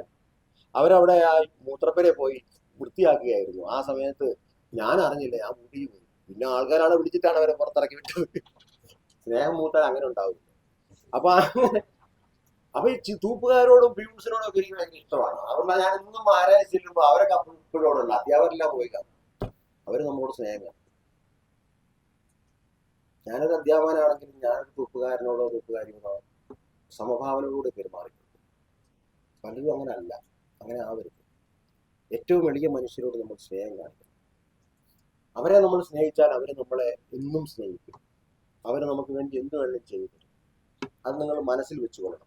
അല്ലാതെ നമ്മളൊരു കോളേജ് പ്രൊഫസറായി പ്രിൻസിപ്പളാണ്, ഇതാണെന്നൊക്കെ പറഞ്ഞു ഇറ്റ് കെറ്റപ്പൊന്നും എടുക്കേണ്ട കാര്യം. ചില ഗുണങ്ങളാണ്. ഇപ്പം നരേന്ദ്രമോദി ഇന്ത്യൻ പ്രധാനമന്ത്രി എറണാകുളത്ത് പറഞ്ഞ നിലത്താണ് കിടന്നത്. അതൊരു ഗുണമാണ്. എന്തെങ്കിലും ആയിക്കോട്ടെ, അതൊരു ക്വാളിറ്റിയാണ്. ഇതിൽ അയാളുടെ മനുഷ്യർക്ക് എല്ലാവർക്കും ഒരു ക്വാളിറ്റി കാണും. ഹിറ്റ്ലറിന് പോലും ക്വാളിറ്റി ഉണ്ടോ? സ്വന്തം കാമുകി അയാളെ ഉപേക്ഷിച്ചില്ലല്ലോ, ഒരുമിച്ച് ആത്മഹത്യ ചെയ്യല്ലേ ചെയ്തു. അജയ് ശർമ്മ ഉണ്ടായിരുന്നല്ലോ. ഞാൻ യാദൃശ്യമായി പറഞ്ഞു. മനുഷ്യരുടെ അത് എല്ലാ മനുഷ്യരിലും ഏതെങ്കിലും ഒരു നന്മ കാണുമെന്നുള്ള ഒരു വിശ്വാസം എനിക്കുണ്ട്. അതെന്നെ പഠിപ്പിച്ചത് ഡോസ്റ്റോവ്സ്കിയാണ്. ഡോസ്റ്റോവ്സ്കിയിൽ നിന്നാണ് ലെവിനാസ് വരുന്നത്. ഡോസ്റ്റോവ്സ്കിയുടെ കാരമസോവ് ബ്രദേഴ്സിൽ അന്ത്യോഷ പറയുന്നുണ്ട്, എനിക്ക് എല്ലാ മനുഷ്യരോടും ഒരു ബന്ധമുണ്ട്, ഒരു ഉത്തരവാദിത്വമുണ്ട്, അതെല്ലാവരോടും ഉണ്ട്. എനിക്ക് നിങ്ങളോട് ഉത്തരവാദിത്വമുണ്ട്, അതുപോലെ എല്ലാവരോടും ഉണ്ടെന്ന് പറയുന്നു. ഇതിൽ ഈ വാക്യമാണ് ലെവിനാസിനെ പ്രചോദിപ്പിച്ച് ഫിലോസഫർ ആക്കുന്നതെന്ന് പറയുന്നുണ്ട്. Ethics is the first philosophy. Ethics എന്ന് പറഞ്ഞാൽ നീതി അല്ലേ, ധർമ്മം എന്നൊക്കെ പറയുന്ന. ഇപ്പം നമുക്കറിയാം, ധർമ്മപദം എന്ന് പറയുന്ന ഗ്രന്ഥം ആരുടേതാണ്? ആരുടെ പുസ്തകമാണ്? ആരുമായിട്ട് ബന്ധപ്പെട്ട് നിൽക്കുന്നതാണ്? ബുദ്ധൻ അല്ലേ? ബുദ്ധന്റെ പുസ്തകമാണ് ധമ്മപദ. ധർമ്മപദം സംസ്കൃതത്തിൽ, ധമ്മപദ എന്നുള്ളത് പാലിയാണ്. പാലി, മഗധി എന്നൊക്കെ പറയുന്ന ഭാഷ. ആ ഭാഷയിൽ എഴുതപ്പെട്ട ഒരു താത്വിക, ഒരു ധാർമ്മിക ഗ്രന്ഥമാണ്. എന്തുകൊണ്ടാണ് ബുദ്ധൻ പറയുന്നത് ഞാൻ ബനാറസിലേക്ക് ധർമ്മചക്രം തിരിക്കുവാൻ പോകുന്നു എന്ന് പറയുന്നത്? എന്താ അതിന്റെ കോണ്ടക്സ്റ്റ് എന്താണെന്ന് മനസ്സിലാക്കണം. അതായത് സനാതന ധർമ്മം തുരുമ്പെടുത്ത് നശിച്ചു. ആ കാലത്താണ് ബുദ്ധൻ വരുന്നത് അല്ലെ? സമൂഹം നശിച്ചു കിടക്കുന്ന കാലത്താണ് ബുദ്ധൻ വരുന്നത്. ബ്രാഹ്മണരുടെ അഹങ്കാരവും ഈ ഈശ്വരൻ എന്നുള്ള വിശ്വാസത്തിൽ കാപട്യവും എല്ലാം കൂടെ മനസ്സിലാക്കിയിട്ടാണ് പുള്ളി പറഞ്ഞത് പുരോഹിത വർഗത്തിന്റെ ആവശ്യമേ ഇല്ലെന്ന്. വളരെ പ്രധാനപ്പെട്ട ഒരു വിപ്ലവകരമായ ഒരു പ്രയോഗമാണ് പുരോഹിത വർഗത്തിന്റെ ആവശ്യം. എന്തിനാ നമുക്ക് ദൈവത്തിന് വേണ്ടി ദൈവത്തിന്റെ ഇടക്കാരൻ? ഗോഡ് ഈസ് അവർ ഫ്രണ്ട് അല്ലെ? ജിദ്ദു കൃഷ്ണമൂർത്തിയെ കൊണ്ടിരുന്ന ആ ഒരു ബോധമാണ്. ദൈവം എന്ന് പറയുന്നത് ഫ്രണ്ട് ഗോഡാണ്. God is my friend. ആ രീതിയിൽ നിൽക്കുന്നിടത്ത് പിന്നെ എന്തിനാണ് ഒരു ഇടനിലക്കാരന്റെ ആവശ്യം? അതാണ് ബുദ്ധൻ ചോദിച്ചത്. പുരോഹിതൻ എന്തിനാണ്? പുരോഹിതൻ എന്ന് പറഞ്ഞാൽ ദൈവത്തിന് അഭിമുഖമായി നിൽക്കുന്നവനൊക്കെയാണ് ഇതിന്റെ അർത്ഥം. ദൈവത്തിന് അഭിമുഖമായി നിൽക്കുന്നവൻ എന്നൊക്കെയാണ് ഇതിന്റെ അർത്ഥം തോന്നുന്നു, ഞാൻ ഓർക്കുന്നില്ല. അപ്പോ ലെവിനാസ് പറയുന്നത് എന്താണ്? നിങ്ങൾക്കുമുണ്ട് സബ്ജക്റ്റിവിറ്റി. നിങ്ങളൊരു സബ്ജക്റ്റാണ്. നിങ്ങൾ എന്തിനാണ് ഭയക്കുന്നത്? നിങ്ങളാണ്. ഞാൻ എന്നുള്ളൊരു ബോധം നിങ്ങളിലുണ്ട്. അപ്പൊ നമ്മുടെ നേരത്തെ അങ്ങനെ ഉണ്ടായത് അടിയൻ എന്നൊക്കെ പറഞ്ഞ ആൾക്കാരല്ലേ? അടിയൻ പേടിച്ചാണ്. അടിയൻ ഞാൻ എന്ന് പറയാൻ പേടിയായിരുന്നു. ഞാൻ എന്ന് പറയാൻ പേടിയായിരുന്നവര് റാന്നോ അടിയെന്നോ ഒക്കെ പറഞ്ഞുകൊണ്ടിരുന്നു. ഞാൻ പോലും പറയുന്നത് നാരായണഗുരു പോകുന്നതിന് ശേഷമാണ് ഞാൻ എന്നുള്ളൊരു പറയാനുള്ള ഒരു ബോധം നമുക്കുണ്ടാകുന്നത്. ഞാൻ വരുന്നത് ഇംഗ്ലീഷുകാരൊക്കെ അതിന് മുമ്പേ ഞാൻ ഉപയോഗിക്കുന്നത്. ഇംഗ്ലീഷിൽ ഏറ്റവും കൂടുതൽ ഉപയോഗിക്കുന്ന വാക്ക് ഞാനാണ് അല്ലേ? ഐ ഇല്ലാതൊരു പണി നടക്കില്ല അവിടെ. അപ്പം മലയാളത്തിൽ അതിന്റെ ആവശ്യമില്ല. ഐ ഒന്നും ഒന്നുമില്ല. ആണ് മലയാളത്തിന്റെ പ്രത്യേകത. അത് മനസ്സിലാക്കിയിട്ടാണ് ഈ മേസ്ത്രി എന്നുള്ള കവിത വരുന്നത്. അല്ലെ പല കവിതകളും. കറുത്ത കല്ലിന്റെ പുറത്തിരുന്ന് ചെറുപ്പകാലത്ത് കളിച്ചു തോർക്കുന്നു. ആരാ? ഞാൻ. പക്ഷെ ഞാൻ പറഞ്ഞിട്ടില്ല. അല്ലെ ഒരു മേസ്ത്രിയോടൊപ്പം പണിക്ക് പോയി, അവിടെ ഞാനില്ല, ഞാൻ കളഞ്ഞു. ഞാൻ കളഞ്ഞോടുകൂടിയാണ് നമ്മൾ ഈ ആധുനികതയുടെ ഒരു റൊമാൻറ്റിക് ബോധത്തിൽ നിന്ന് നമ്മൾ രക്ഷപ്പെട്ടത്. അത് കാരണം ആധുനികതയിൽ ഞാൻ എപ്പോഴും പറയുന്നു. അത് ചങ്ങമ്പുഴ കവിത നിങ്ങൾ നോക്കിയാൽ അറിയാം. ചങ്ങമ്പുഴ എപ്പോഴും ഞാൻ പറഞ്ഞുകൊണ്ടിരിക്കും അല്ലേ? ജീവിത കപട ലോകത്തിൽ ആത്മാർത്ഥമായ ഒരു ഹൃദയം ഉണ്ടായതാണ് എന്റെ പരാജയം അല്ലെ? ഞാനാണ് എന്റേത് വരുന്നത് അല്ലേ? അത് ചെങ്ങമ്പുഴ കവിതയിൽ എപ്പോഴും ഉണ്ട്. പുള്ളിക്കാരന്റെ കവിതയിൽ എപ്പോഴും കാണാം ഞാൻ അറിയുന്നു തുറുങ്കു ഭേദിച്ച് നിൻ. ഞാൻ എന്ത് ചെയ്തു? ഞാൻ കളഞ്ഞതോടുകൂടി കവിത സബ്ജക്റ്റീവ് ആകുമ്പോഴത് ഒബ്ജക്റ്റീവായിട്ട് നിങ്ങൾക്ക് അനുഭവപ്പെടുന്നു. നിങ്ങൾ അതിനെ സബ്ജക്റ്റീവായിട്ട് വായിക്കുന്നു. മനസ്സിലായല്ലോ? ഈ രീതിയിലേക്കുള്ള ഒരു വേറിട്ട രീതി രൂപപ്പെട്ടു. അങ്ങനെയാണ് ബാലേന്ദ്രനെ പോലെ കനത്ത കവികൾ നിൽക്കുന്ന കാലത്ത് നമുക്ക് പ്രസന്റ് ആകാൻ പറ്റിയത്. ഭാഷ കൊണ്ട് തന്നെയാണ് ആ മാറ്റം ഉണ്ടാക്കുന്നത്. ഇപ്പൊ പറമ്പുകളിലേക്ക് കയറി വളഞ്ഞു കിടക്കുന്ന പാടങ്ങളിൽ മൊട്ടൽ കൊണ്ടിരുന്നു. ശരിക്കും ഒരു വിഷ്വൽസിൽ ഒരു മാറ്റമുണ്ട്. ഒരു പാനിങ് ഷോട്ട് പോലെ, സിനിമയിലെ ഒരു പാനിങ് ഷോട്ട് പോലെ ഒരു ഷോട്ടായിട്ട് അത് മാറുകയാണ്. അപ്പൊ സിനിമയുടെ ഒക്കെ വലിയ സ്വാധീനങ്ങൾ. അപ്പൊ ഇന്നത്തെ തലമുറ, ഇന്നത്തെ സ്ത്രീകൾ ആവിഷ്കരിക്കുന്ന എന്താണ്? അവരുടെ സ്വത്വം ആവിഷ്കരിക്കുന്നു, അവരുടെ സത്വം ആവിഷ്കരിക്കുന്നു. സത്വം എന്ന് പറഞ്ഞാൽ ഭീകരജീവി എന്ന് അർത്ഥമുണ്ട് കേട്ടോ. അതല്ല ഇവിടെ. സത്തായിട്ടുള്ള അവസ്ഥ, സത്വം പറയാം. സ്വത്ത് എന്ന് പറയുമ്പോൾ ഐഡന്റിറ്റിയാണ്. സത്ത് എന്ന് പറഞ്ഞാൽ സത്തയെ കുറിച്ചാണ് ഞാൻ പറഞ്ഞത്. അത് ആവിഷ്കരിക്കുന്നു. പുതിയ സ്ത്രീകൾക്ക് ഇതിന് കഴിയുന്നു. സ്ഥിരാവസ്ഥ ഒരു കവിതയുണ്ട്, അച്ഛനും അമ്മയൊക്കെ ഇരിക്കുമ്പം എല്ലാവരും ഓരോ ലോകങ്ങളിലാണ്. അത് കഴിഞ്ഞ് ഈ മോളും പുസ്തകം വായിക്കുകയാണ്. അത് കഴിഞ്ഞുള്ള ഒരു ബസ്സിൽ ഇങ്ങനെ യാത്ര ചെയ്യുന്നതും ആ ഒരു കവിത പിന്നെ അത് ഓർക്കുന്നതും, ആ ബസ്സിൽ വെച്ച് ഒരു സ്ത്രീയെ കണ്ടുമുട്ടുന്നതും അവരിങ്ങനെ അവരുടെ ഒരു പ്രശ്നങ്ങൾ പറയുന്നതും, അങ്ങനെയൊക്കെയുള്ള കവിതകളിലേക്കൊക്കെ കവിതകൾ മാറും. ഒരു വൺ ഡയമെൻഷണൽ പോയട്രി അല്ല, ഒരു ഒരു ഒരു എന്താ പറയുക, ഒരു ലീനിയർ നരേഷൻ അല്ല. നരേഷന്റെ അകത്ത് ഇപ്പം നമുക്കറിയാമല്ലോ, വേസ്റ്റ്ലാൻഡ് നിങ്ങൾക്ക് അറിയാമല്ലോ. വേസ്റ്റ്ലാൻഡ് മലയാളത്തിലേക്ക് ട്രാൻസ്ലേറ്റ് ചെയ്ത ഒരു മനുഷ്യനാണ്. ഭയങ്കര എല്ലാവർക്കും ഇഷ്ടപ്പെട്ട ട്രാൻസ്ലേഷൻ ആണത്. ഞാനത് പച്ച മലയാളത്തിലാണ് ട്രാൻസ്ലേറ്റ് ചെയ്തത്, സാധാരണ മലയാളത്തിൽ. അതിലെ പല അയ്യപ്പണിക്കര ട്രാൻസ്ലേറ്റ് ചെയ്തിട്ടുണ്ട്. അയ്യപ്പണിക്കര ട്രാൻസ്ലേഷൻ എനിക്ക് വായിച്ചാൽ മനസ്സിലാവില്ല. മലയാളം അല്ലത്, വേറെന്തോ ഭാഷയാണ്. അല്ല, കളിയാക്കി പറഞ്ഞതല്ല. പിങ്കല ധൂമിക എന്നൊക്കെ അയ്യപ്പണിക്കര എഴുതുന്നുണ്ട്. ആർക്കും മനസ്സിലാവും കേരളത്തിൽ. പിങ്കല ധൂമിക അങ്ങനെയുള്ള ഞാൻ എഴുതുന്നത് സാധാരണ April is the cruellest month അല്ലെ, ബ്രീഡിംഗ് ലൈലാക്സ് എന്ന് പറഞ്ഞാണ് മാസങ്ങളിൽ ഏറ്റവും ക്രൂരമായ മാസം ഏപ്രിൽ മാസമാണ് എന്നൊക്കെ പറഞ്ഞാൽ ഞാൻ സാധാരണ മലയാളത്തിലാണ് എഴുതിയിരിക്കുന്നത്. അത് ഇഷ്ടപ്പെട്ട കുറെ പേരുണ്ട്. അത് മാതൃഭൂമി പബ്ലിഷ് ചെയ്തായിരുന്നു, മാതൃഭൂമിയുടെ ഓൺലൈനിൽ. ഞാൻ വേണമെങ്കിൽ നിങ്ങൾക്ക് തരാൻ പോകുന്നതിനുണ്ട്, നിങ്ങൾ വായിച്ചു നോക്ക്. എൻ്റെ ഉണ്ടത്, ഞാനത് അയച്ചു തരാം. നല്ല ട്രാൻസ്ലേഷൻ ആണെന്ന് പറയുന്നുണ്ട്. ഫേസ്ബുക്കിൽ ഇട്ടപ്പോൾ എല്ലാവരും അതിനെ സമ്മതിച്ചു. ഇപ്പം നമ്മൾ പറഞ്ഞു വരുന്നതാണ്, നമ്മുടെ സബ്ജക്ടിവിറ്റിയാണ് പുതിയ കവികൾ ആവിഷ്കരിക്കുന്നത്. അപ്പൊ പുതിയ കവിതയെ അങ്ങ് ഏറ്റെടുക്കാൻ തയ്യാറല്ല. സമൂഹം ഇപ്പോഴും നിൽക്കുന്നത് ഒരു സ്പെക്ട്രാലിറ്റിയിലാണ്, ഭൂതകാല രതിയിലാണ്. ഇപ്പം നിങ്ങൾ പറഞ്ഞു തോട്ടിയെ കുറിച്ച് ബാലചന്ദ്രക്കാട് ഒരു കവിത എഴുതി, ഞാൻ ആ കവിത വിമർശിച്ചിട്ടുണ്ട്. അപ്പൊ തോട്ടിയെ കുറിച്ച് ബാലചന്ദ്രക്കാട് എഴുതിയ കവിത മാതൃഭൂമി ഇട്ടു. അനിതാ തമ്പി നക്സലേറ്റ് അജിതയെ കുറിച്ച് ഒരു കവിത എഴുതിയത് മാതൃഭൂമി ഇട്ടു. സംഘപരിവാറിനെ കുറിച്ച് എഴുതിയ മാതൃഭൂമി ഇട്ടില്ല. സംശയമില്ലാത്ത കാര്യമാണ്, എനിക്കറിയാം അവരെയൊക്കെ. അവരിട്ടില്ല. കാരണം അത് പേടിയാണ്. അവർ സംഘപരിവാർ കുറച്ചൊക്കെ അജണ്ട ഉള്ളവരുമാണ്. മാതൃഭൂമി പത്രവും മാതൃഭൂമി മാസികയൊക്കെ കുറച്ച് കൊള്ളാൻ തോന്നുന്നു എന്നൊക്കെ ആൾക്കാർ പറയുന്നത്. അപ്പൊ അങ്ങനെ ഒരു അതാണ് സ്പെക്ട്രാലിറ്റി. ഭൂതകാലത്തെ കുറിച്ച് നമുക്ക് എഴുതാം, കഴിഞ്ഞു പോയ കാലത്തെ കുറിച്ച് നിങ്ങൾക്ക് എഴുതാം, ഇപ്പോഴത്തെ കാലത്തെ കുറിച്ച് എഴുതിക്കഴിഞ്ഞാൽ നിങ്ങളുടെ കൺമുമ്പിൽ വെച്ച ഒരു സ്ത്രീ ബലാത്സംഗം ചെയ്യപ്പെട്ടത് നിങ്ങൾ എഴുതുന്നില്ല. നാളെ ബലാത്സംഗ വേദിയാ ഇന്ത്യയിൽ നീളമേ വീണു കിടക്കുന്ന കാഴ്ചകൾ, നിന്റെ ഗർഭത്തിൽ അനാഥ ശിശുക്കൾ തൻ നീണ്ട നിരകൾ വളരുന്ന കാഴ്ചകൾ, സ്വർഗവിശുദ്ധി നശിച്ചു പരിപൂർണ നഗ്നയായെല്ലാം സഹിച്ചു. കവിതയാണ് ഇത്, ഫേമസ് ആയിട്ടുള്ള കവിതയാണ്, പക്ഷെ ആരും ഓർക്കുന്നില്ല. ജയപ്രകാശ് അങ്കമാലി എന്ന് പറഞ്ഞൊരു കവിതയാണ്. ബാലേന്ദ്രന്റെ കാലത്തുണ്ടായിരുന്ന ഒരു കവിതയാണ്. ബാലേന്ദ്രന്റെ ഭാര്യയോടൊപ്പം പഠിച്ചൊരു കവിതയാണ്. അവൻ പുള്ളി RS കാരൻ എന്നാണ് പുള്ളി പറയുന്നത്. നമ്മളിപ്പോ അങ്ങനെ നമ്മൾ മനുഷ്യരെ കളികളാക്കി തിരിക്കരുത്. ഓരോ മനുഷ്യരും അങ്ങനെ സ്ഥിരമായ ഒരു സത്തയല്ല ഇന്നത്തെ കാലത്ത്. ഇന്ന് കോൺഗ്രസ് ആയിരുന്നവൻ നാളെ ചിലപ്പോൾ കമ്മ്യൂണിസ്റ്റുകാരനാകും. എന്റെ കാര്യം തന്നെ ഞാൻ പറഞ്ഞല്ലോ, നിരന്തരം നമ്മൾ മാറിക്കൊണ്ടിരിക്കുകയാണ്. അങ്ങനെ സ്ഥിരസത്ത എന്ന് പറയുന്ന ഒരു സംഗതി ഇല്ല കേട്ടോ. മനുഷ്യർക്ക് സ്ഥിരസത്ത ഒട്ടുമില്ല. നിങ്ങളിപ്പോ ഇന്ത്യയിൽ ജീവിക്കുന്നു, നാളെ നിങ്ങൾ അമേരിക്കയിൽ ജീവിക്കും. മനസ്സിലായി? നിങ്ങളങ്ങ് മാറിക്കൊണ്ടിരിക്കും, നിങ്ങളെ പൊക്കൊണ്ടിരിക്കുകയാണ്. അതൊരു കാര്യമാണ്. ഇപ്പൊ ഇന്നത്തെ കാലത്ത് നിങ്ങൾ എഴുതുന്ന നിങ്ങളുടെ സബ്ജക്ടിവിറ്റിയാണ്. ഇപ്പോഴത്തെ സ്ത്രീകൾ എഴുതുന്നത്. ഞാൻ ഈ മലയാളത്തിലെ പുതുകവികളെ കുറിച്ചൊരു പുസ്തകം എഴുതി, ചരിത്ര പുസ്തകം. അതായത് പുതുകവികളുടെ സഞ്ചാരങ്ങൾ എന്നും പറഞ്ഞു, പുതുകവികളുടെ ചരിത്രം എന്ന് പറഞ്ഞ പുസ്തകം. 350-400 കവികളെ അതിനകത്ത് ഉൾപ്പെടുത്തിയിട്ടുണ്ട്.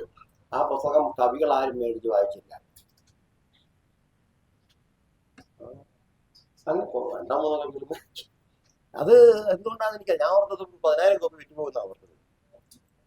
കാരണം അത് അവർക്ക് താല്പര്യമില്ലാത്തതുകൊണ്ടല്ല, അവരുടെ പൈസ ഇല്ല, ഭയങ്കര വിലയാണ്. 750 രൂപയാണ് വില. 750 രൂപ മുടക്കാനൊന്നും അവരുടെ പൈസ ഇല്ല. അതുകൊണ്ടാണ് അവർ മേടിക്കാൻ തോന്നുന്നത്. എന്തെങ്കിലും ആയിക്കോട്ടെ. പക്ഷെ ഇത്രയും സ്ത്രീകളെ ഞാൻ പരിചയപ്പെടുത്തി. പുതുകവിതയുടെ ചരിത്രത്തിൽ സ്ത്രീകളാണ് മലയാള കവിതയെ മാറ്റിമറിക്കുന്നതെന്ന് ഞാൻ പറഞ്ഞു. സാഹിറ കുറ്റിപ്പുറം എന്നൊരു കവിയുണ്ട്. സാഹിറ ഇവിടെ റിസർച്ച് ചെയ്യുന്ന കുട്ടിയാണ്. ഇവിടേക്ക് തോന്നുന്നത് ശങ്കരാചാര്യല്ലാന്ന് തോന്നുന്നു. പക്ഷെ അവളിങ്ങനെ അടഞ്ഞടഞ്ഞ് നിൽക്കുകയാണ്. അവളുടെ ഒരു കവിത കുറ്റിപ്പുറത്ത് വെച്ചാണ് ഞാൻ എന്നെ കണ്ടതെന്ന് പറഞ്ഞു. കുറ്റിപ്പുറത്ത് വെച്ചാണ് ഞാൻ എന്നെ കണ്ടത്. ഒരു സഞ്ചി തൂക്കി ചുരിദാറൊക്കെ ഇട്ട് ബസ് സ്റ്റാൻഡിൽ നിൽക്കുന്നു. കുറ്റിപ്പുറം ബസ് സ്റ്റാൻഡിൽ വെച്ചാണ് ഞാൻ എന്നെ കണ്ടത്. അവനവൻ കാണുന്ന ആ കവിത സാഹിറ എം എന്ന് പറയും. സാഹിറ എം കുറ്റിപ്പുറം അങ്ങനെ പറയുന്നില്ല. ഇപ്പം കാണുന്നില്ല. 2 പുസ്തകങ്ങളുണ്ട് അവൾക്ക്. അപ്പൊ അതൊക്കെ വലിയൊരു മാറ്റമാണ്. എന്റെ കൂടെ വടക്ക് മലബാർ നഫ്സാന എന്ന് പറഞ്ഞൊരു കുട്ടി ഉണ്ടായിരുന്നു. അവൾ കവിതയൊക്കെ എഴുതുമായിരുന്നു. അവൾ പിന്നെ കല്യാണം കഴിഞ്ഞിട്ട് പിന്നെ കവിതയില്ല, ഒന്നുമില്ല. അങ്ങനെയാണ് കല്യാണം കഴിഞ്ഞ ഡാൻസ് ഒക്കെ അവസാനിക്കുകയാണ്. അതുവരെ ഭയങ്കര ഡാൻസാ, തട്ടുംപുറം തകർക്കുന്ന ഡാൻസാ പിള്ളേരെല്ലാം കോളേജിലൊക്കെ. കല്യാണം കഴിഞ്ഞ് പിന്നെ ഡാൻസും ഇല്ല, പാട്ടും ഇല്ല, ഒന്നുമില്ല. അത് നമ്മുടെ ഒരു അത് ആവശ്യമാണ്. നിങ്ങൾ കല്യാണം കഴിഞ്ഞ സിനിമാടിമാർ കല്യാണം കഴിഞ്ഞാൽ പിന്നെ അഭിനയമില്ല, ഒന്നുമില്ല. അതിനെ ബ്രേക്ക് ചെയ്ത് കടന്നു വന്നത് മഞ്ജു വാര്യരാണ് അല്ലേ? അതൊക്കെ വലിയ കാര്യങ്ങളാണ്, ഓരോ ആസ്പെക്റ്റുകളാണ്. എല്ലാവരുടെയും കാര്യങ്ങൾ നമ്മൾ എടുക്കണ്ട, അവരുടെ നന്മകളെ മാത്രം കാണണം. ഞാൻ പറഞ്ഞല്ലോ, ഡോസ്റ്റോവ്സ്കി പറയുന്നുണ്ട് ഏറ്റവും ക്രൂരനായ മനുഷ്യനും ഒരു നന്മയുണ്ട് എന്ന് പറയുന്നുണ്ട്. അദ്ദേഹം അനവധി കാലം സൈബീരിയൻ ജയിലിലായിരുന്നു അല്ലേ? സൈബീരിയയിൽ എന്ന് പറഞ്ഞാൽ തണുപ്പ് -40 വരെ പോകും, 50 വരെയൊക്കെ പോകും. അവിടെ ആയിരുന്നു അദ്ദേഹം. അപ്പൊ അദ്ദേഹം അവിടെ വെച്ച് അദ്ദേഹം വായിച്ചത് ഏത് പുസ്തകമാണ്? അവിടെ പുസ്തകമൊന്നുമില്ല, ഒറ്റ പുസ്തകമുണ്ട്, ബൈബിൾ. ഈ ബൈബിൾ വായിച്ചാണ് ഡോസ്റ്റോവ്സ്കി ഈ വലിയ ജ്ഞാനിയായി മാറുന്നത്. കാരണം ബൈബിളിനകത്തെ പല കാര്യങ്ങളും അദ്ദേഹത്തിന്റെ നോവലിലുണ്ട് അല്ലേ? കുറ്റവും ശിക്ഷ എന്നുള്ള നോവലിൽ ബൈബിളിൽ ലാസറിന്റെ ഉയർത്തെഴുന്നേൽപ്പിനെ പുതിയ രീതിയിൽ കാണുന്നുണ്ട്. അതുപോലെ പൊസസ്ഡ് എന്നുള്ള നോവലില് പന്നികളിലേക്ക് ഈ പ്രേതങ്ങളെ പറഞ്ഞു വിട്ട കഥ കാണുന്നുണ്ട് അല്ലെ? അങ്ങനെ ബിബ്ലിക്കലാണ് പലതും. ഡോസ്റ്റോവ്സ്കിയുടെ കൃതികളിലും ബിബ്ലിക്കൽ സ്വഭാവമുണ്ട്. ഖുറാൻ, ഒരു കയ്യിൽ ഖുറാനും മറുകയിൽ തോക്കുമായിട്ട് യുദ്ധം ചെയ്ത സ്ത്രീകൾ ലോകത്തുണ്ട്, വിമോചന വിശ്വാസവുമായി ബന്ധപ്പെട്ട്. അതൊക്കെ നമുക്ക് ശരിയായ രീതിയിൽ വായിച്ചാൽ എല്ലാം നല്ലതാണ്. ശരിയായ രീതിയിൽ നിങ്ങൾ വായിക്കണം. അനേക കാലം ഉറങ്ങിക്കിടന്ന ഒരുവനെ വിളിച്ചിട്ട് ദൈവം ചോദിച്ചു, നീ ഇവിടെയായിട്ട് എത്ര വർഷമായി? അവൻ പറഞ്ഞു 1000 വർഷങ്ങൾ അഥവാ ഒരു നിമിഷം. ഖുറാനിലെ ഒരു ഭാഗത്തിന്റെ ഒരു സംഗതിയാണത്, പലതരത്തിൽ വരും. അത് ബോർഹസ് അദ്ദേഹത്തിന്റെ കവിതയിൽ എഴുതിയിട്ടുണ്ട്,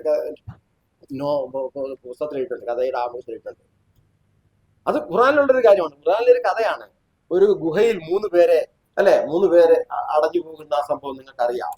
ഇതൊക്കെ ഓരോ കഥകളാണ്, ഖുറാനിലെ കഥകളാണ്. കഥകൾക്കുള്ളിലെ കഥകൾ, ഫോക്ലോർസ്, ഇതൊക്കെ ഖുറാനിനെ വായിക്കണം. അല്ലാതെ ഇപ്പം പർവ്വതമാണ് സത്യം, സമുദ്രമാണ് സത്യം, ഖുറാനിലെ 2 വരികളാണ്.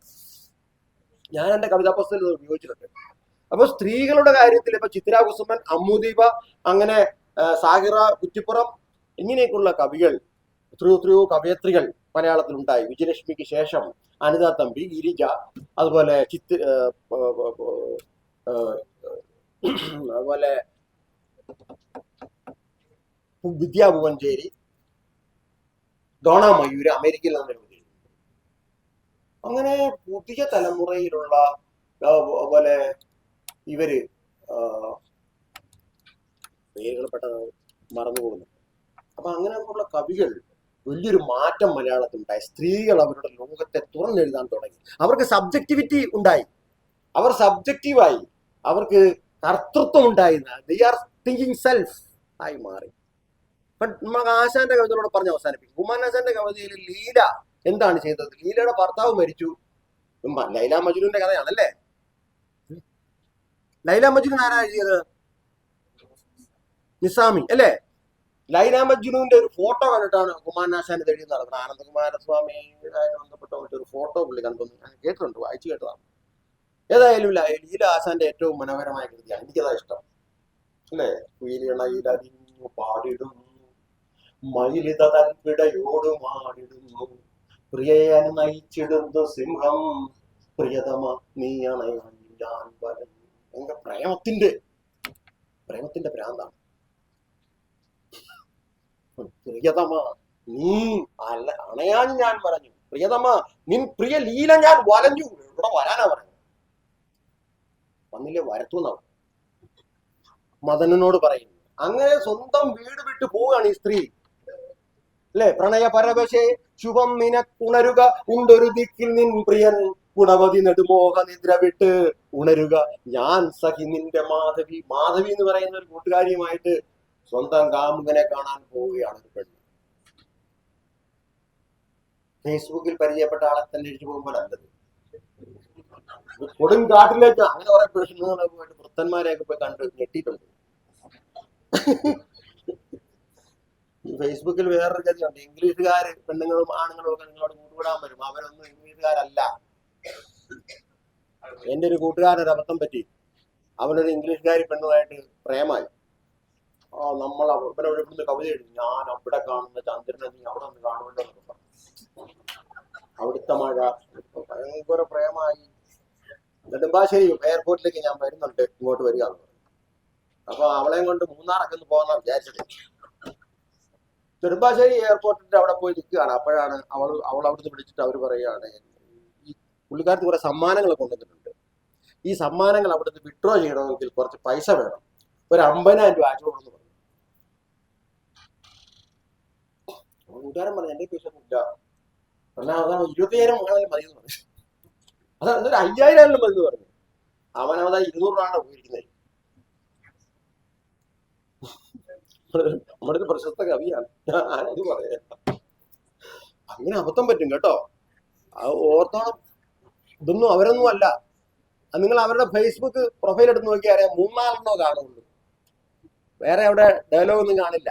അത് മണ്ടത്തരം പറ്റത്തില്ല. അതുകൊണ്ട് പറഞ്ഞു, അബദ്ധങ്ങൾ പറ്റും. ചതിയുടെയും വഞ്ചനയുടെയും ലോകമാണ്. എന്റെ 20,000 രൂപ പോയതാണ് എടുത്തുകാടിൽ നിന്ന്. പക്ഷെ തിരിച്ചു കിട്ടി, അത് വേറെ കാര്യം. അത് SBI ബാങ്കിലുള്ളവർ തന്നെയാണ് ഈ കൊള്ളക്കാർ. ഞാൻ പിടിച്ചു, നമ്മൾ ഞാൻ പിടിക്കുമെന്ന് പറഞ്ഞു, പ്രശ്നമാക്കുമെന്ന് പറഞ്ഞു. അങ്ങനെയാണ് ആ പൈസ തിരിച്ചു കിട്ടിയത്. ബാങ്കുകാർ വിളിച്ചിട്ട് നമ്മളെ ഒന്ന് പറ്റിക്കുകയാണ്. ഇതിനകത്തെല്ലാം കള്ളന്മാരും ക്രിമിനൽസും എല്ലാം കയറി പറ്റിയിട്ടുണ്ട് കേട്ടോ, എന്നോട് മനസ്സിലാക്കി. ഏതായാലും ഇന്നത്തെ സ്ത്രീ സമൂഹം, അല്ലെങ്കിൽ ദളിത് സമൂഹം, അല്ലെങ്കിൽ ആദിവാസി സമൂഹങ്ങളും ട്രാൻസ്ജെൻഡേഴ്സും അവരുടെയൊക്കെ പ്രശ്നങ്ങൾ എന്ന് പറഞ്ഞാൽ നിസ്സാരമൊന്നുമല്ല. നമ്മൾ ഉദ്ദേശിക്കുമ്പോൾ അത്ര എളുപ്പമാണ്. അപ്പൊ അവരൊക്കെ അനുഭവിക്കുന്ന ആ പ്രശ്നങ്ങളെ അവർ കവിതയിലൂടെ ആവിഷ്കരിച്ച് അവരുടെ പ്രസൻസ് അറിയിക്കുകയാണ്. ഇവിടെ ഉണ്ട് ഞാൻ എന്നറിയിക്കുവാൻ ലളിതമാം ഒരു കൂവൽ മാത്രം മതി എന്നുള്ളതാണ്. മനസ്സിലായില്ലേ? ഞാനിവിടെ ഉണ്ട്, ഐ ആം പ്രസന്റ് ഹിയർ എന്നുള്ളതാണ്.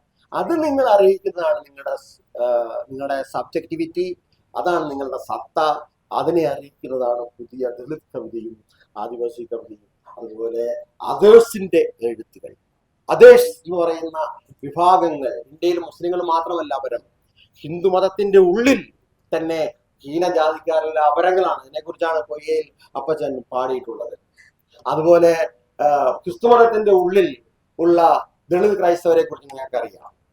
ഇസ്ലാം മതത്തിലും ഉണ്ട് ദളിത് മുസ്ലിങ്ങൾ, ദരിദ്രരായ മനുഷ്യർ. അവരുടെയൊക്കെ ഇഷ്യൂസ് ആണ് പെങ്ങളുടെ ബൈബിൾ എന്ന് പറയുന്ന കവിതയിൽ നമ്മൾ എഴുതിയത്. പെങ്ങളുടെ ബൈബിളിലുള്ളവ കുത്തുവിട്ട റേഷൻ കാർഡ്, അല്ലെ, കടം വായ്പയ്ക്കുള്ള അപേക്ഷാ ഫോറം, പിന്നെ ആങ്ങളുടെ കുട്ടിയുടെ ഫോട്ടോ, കുട്ടിത്തൊപ്പി തയ്ക്കുന്ന വിധം കുറിച്ച് കടലാസ്, ഒരു 100 രൂപ നോട്ട്, SSLC ബുക്ക്, പെങ്ങളുടെ ബൈബിളിൽ ഇല്ലാത്തവ, ആമുഖം, പുറംചട്ട, അല്ലെ, ഭൂപടങ്ങൾ എന്നൊക്കെ പറയുന്ന ആ കവിത ഞാൻ എഴുതിയതിൽ ഏറ്റവും പ്രശസ്തമായ കവിത അതാണ്. ഇന്ത്യയിലെ പലർക്കും ഭാഷകളിൽ അത് വന്നു കഴിഞ്ഞു. തമിഴിൽ അക്കാവിൻ ബൈബിൾ എന്ന് പറഞ്ഞു. എന്തോ അത് ഇത്ര എന്റെ ഓർമ്മയിലാണ്. നമുക്ക് ഫേസ്ബുക്കിൽ നിർത്തിയല്ല, ഇതിനകത്ത് നിർത്തിയല്ല. അപ്പോ അങ്ങനെയൊക്കെയുള്ള കവിതകൾ വളരെ ശ്രദ്ധിക്കപ്പെട്ടു എന്നുള്ളതാണ് പുതിയ കാലത്തിന്റെ. അതാണ് സാഹിറ വിറ്റുപുറം. ആ കവിത എനിക്ക് വളരെ ഇഷ്ടപ്പെട്ടു. വിറ്റുപുറം ബസ് സ്റ്റാൻഡിൽ വെച്ചാണ് ഞാൻ എന്നെ കണ്ടത്. ഭയങ്കര ലക്കാനിയൻ ഇതുണ്ട് അല്ലെ, ലക്കാനിയൻ അപരസങ്കല്പം അതിനകത്ത്, മിറസ്റ്റേന്റെ ഒരു അപരസങ്കല്പം അതിനകത്ത് വന്നിട്ടുണ്ട്. ഞാൻ അവളോട് ചോദിച്ചപ്പോൾ പറഞ്ഞ അങ്ങനെ ഉണ്ടെന്നാണ്. അവൾ ലക്കാനെ കുറിച്ച് വേറെ കവിത എഴുതിയിട്ടുണ്ട്. അങ്ങനെ എന്റെ ഐഡിയേറ്റിൽ ഒരു കാവുണ്ടെന്നൊക്കെ പറഞ്ഞെഴുതുന്ന കവയത്രികളൊക്കെ വന്നു കഴിഞ്ഞു. പുതിയ കാലം അങ്ങനെയാണ്. തന്റെ കാമുകനെ കാണാൻ മലമുകളിലേക്ക് ഓടുന്ന പെൺകുട്ടി, ഉന്മാദത്തിന്റെ ലോകങ്ങൾ. സ്ത്രീക്ക് ഉന്മാദങ്ങളുണ്ട്, മനുഷ്യർക്കെല്ലാം ഉന്മാദങ്ങളുണ്ട്. ഉന്മാദങ്ങൾ, സ്കിസോഫ്രേനി, അല്ലെ, വളരെ കൂടിയ കാലത്താണ് നമ്മൾ ജീവിക്കുന്നത്. അതെല്ലാം അവർ എഴുത്തിലൂടെ ആവിഷ്കരിക്കുന്നു എന്നുള്ളതാണ്. ഞാൻ ദളിത് സാഹിത്യത്തെക്കുറിച്ച് അധികം പഠിച്ചിട്ടുള്ള ആളല്ല, ഞാൻ മനഃപൂർവ്വം പഠിക്കാത്തതാണ്, കവിയായതുകൊണ്ടാണ്. ഞാൻ ദളിത് കവിതകൾ എഴുതിയിട്ടുണ്ട്, അല്ലാത്ത കവിതകൾ എഴുതിയിട്ടുണ്ട്, എല്ലാ തരത്തിലുള്ള കവിതകൾ. മഹാരാജാസ് ഒരു ചിത്രണം എന്ന് പറഞ്ഞ ഒരു കവിത എഴുതിയിട്ടുണ്ട്, തടാകത്തെക്കുറിച്ച് കവിത എഴുതിയിട്ടുണ്ട്, കാഞ്ഞിരം എന്ന് പറയുന്ന ഒരു മരത്തെക്കുറിച്ച്. പല പ്രത്യേകിച്ച് എന്റെ കവിതകൾ പലതും പല വൃത്തങ്ങളിലാണ്. സംസ്കൃത വൃത്തത്തിൽ എഴുതിയിട്ടുണ്ട്, ഭാഷാവൃത്തങ്ങളിൽ എഴുതിയിട്ടുണ്ട്, ശുദ്ധമായ ഗദ്യത്തിൽ എഴുതിയിട്ടുണ്ട്, നാടൻപാട്ട് രീതികളിൽ എഴുതിയിട്ടുണ്ട്, ലിബറലായിട്ട് പദ്യവും ഗദ്യയോടെ മിക്സ് ചെയ്തിട്ടുള്ള ഒരു ലൂസായിട്ടുള്ള ഫ്രീവേഴ്സിൽ അതിലൊക്കെ എഴുതിയിട്ടുണ്ട്. അങ്ങനെ ഏത് തരത്തിലും എഴുതുന്ന ഒരാളാണ്. ഞാനൊരു ഹോട്ടൽ നടത്തുന്ന ആളാണ്. അവിടെ വന്നാൽ നിങ്ങൾക്ക് ദോശ മാത്രമല്ല നിങ്ങൾ തിന്നുക, അവിടെ പൊറോട്ട ഉണ്ട്, അവിടെ മസാല ദോശയുണ്ട്, നെയ്റോസ്റ്റ് ഉണ്ട്, ബോണ്ട ഉണ്ട്, അതുപോലെ എല്ലാ സാധനവും, ചായ ഉണ്ട്, പാൽക്കാപ്പി ഉണ്ട്, വെറും പാലും വെള്ളം ഉണ്ട്, കാപ്പി ഉണ്ട്, കട്ടൻ കാപ്പി എല്ലാം കിട്ടും കേട്ടോ. അങ്ങനെ ഒരു ചായക്കടക്കാരനാണ്. അല്ലാതെ അവിടെ എന്നും പൊറോട്ട. അപ്പൊ നിങ്ങൾ എന്നും പൊറോട്ട ഉള്ളൂ, ഈ ഒരു ബുദ്ധിമുട്ട് സാഹിത്യത്തിൽ ഉണ്ടാവുന്നുണ്ട്. ആ ഗദ്യത്തിന് അങ്ങനെ ഒരു പ്രശ്നമുണ്ട്. ഗദ്യം കവിതകൾ വായിച്ച് വായിച്ച് കേരളത്തിലെ ജനങ്ങൾ മടുത്തിരിക്കുകയാണ്. അതെല്ലാ കാര്യങ്ങളും എത്ര നല്ല കാര്യമാണല്ലോ. ഇപ്പൊ നിങ്ങളുടെ വീട്ടിൽ എന്നും ബിരിയാണിയാണ്, കുറച്ച് ദിവസം കഴിഞ്ഞ് എൻ്റെ അമ്മ ബിരിയാണി ഉള്ളോ, എനിക്കിത് വേണ്ട, ഞാൻ കഴിച്ചു ചത്ത്. അല്ലെ എന്നും ചപ്പാത്തി ഉണ്ടാക്കി നോക്കും പഠിക്കും അല്ലേ. മനുഷ്യന്റെ ജീവിതം അങ്ങനെയാണ്. എന്നും ഒരേ സാരി എടുത്തോണ്ട് നിങ്ങൾ കോളേജിൽ കാണുന്ന പിള്ളേർ മടുക്കും. ടീച്ചറെ ഈ സാരി മാത്രമേ എന്ന് ചോദിക്കും. എന്നും ഒരു ഉടുപ്പ് മാത്രം ഇട്ട് വരുന്നു. അപ്പം അങ്ങനെ അതാണ് വൈവിധ്യം ജീവിതത്തിൽ ആവശ്യമാണ്. കുടുംബജീവിതത്തിൽ അത് ആവശ്യമാണ്. നിങ്ങൾ കുടുംബജീവിതത്തിൽ എന്നും ഭർത്താവിന് ദോശയും ചമ്മന്തിയും മാത്രം ഉണ്ടാക്കി കൊടുത്താൽ മിക്കവാറും നിങ്ങളുടെ ഡിവോഴ്സ് ആവും. അത് നിങ്ങൾ മനസ്സിലാക്കണം. ജീവിതം എന്ന് പറഞ്ഞാൽ പ്രതിജന ഭിന്ന വിചിത്ര മാർഗമാണ് കേട്ടോ. പലതരത്തിലുള്ള വൈവിധ്യങ്ങൾ കവിതയിൽ ഉണ്ടാവണം.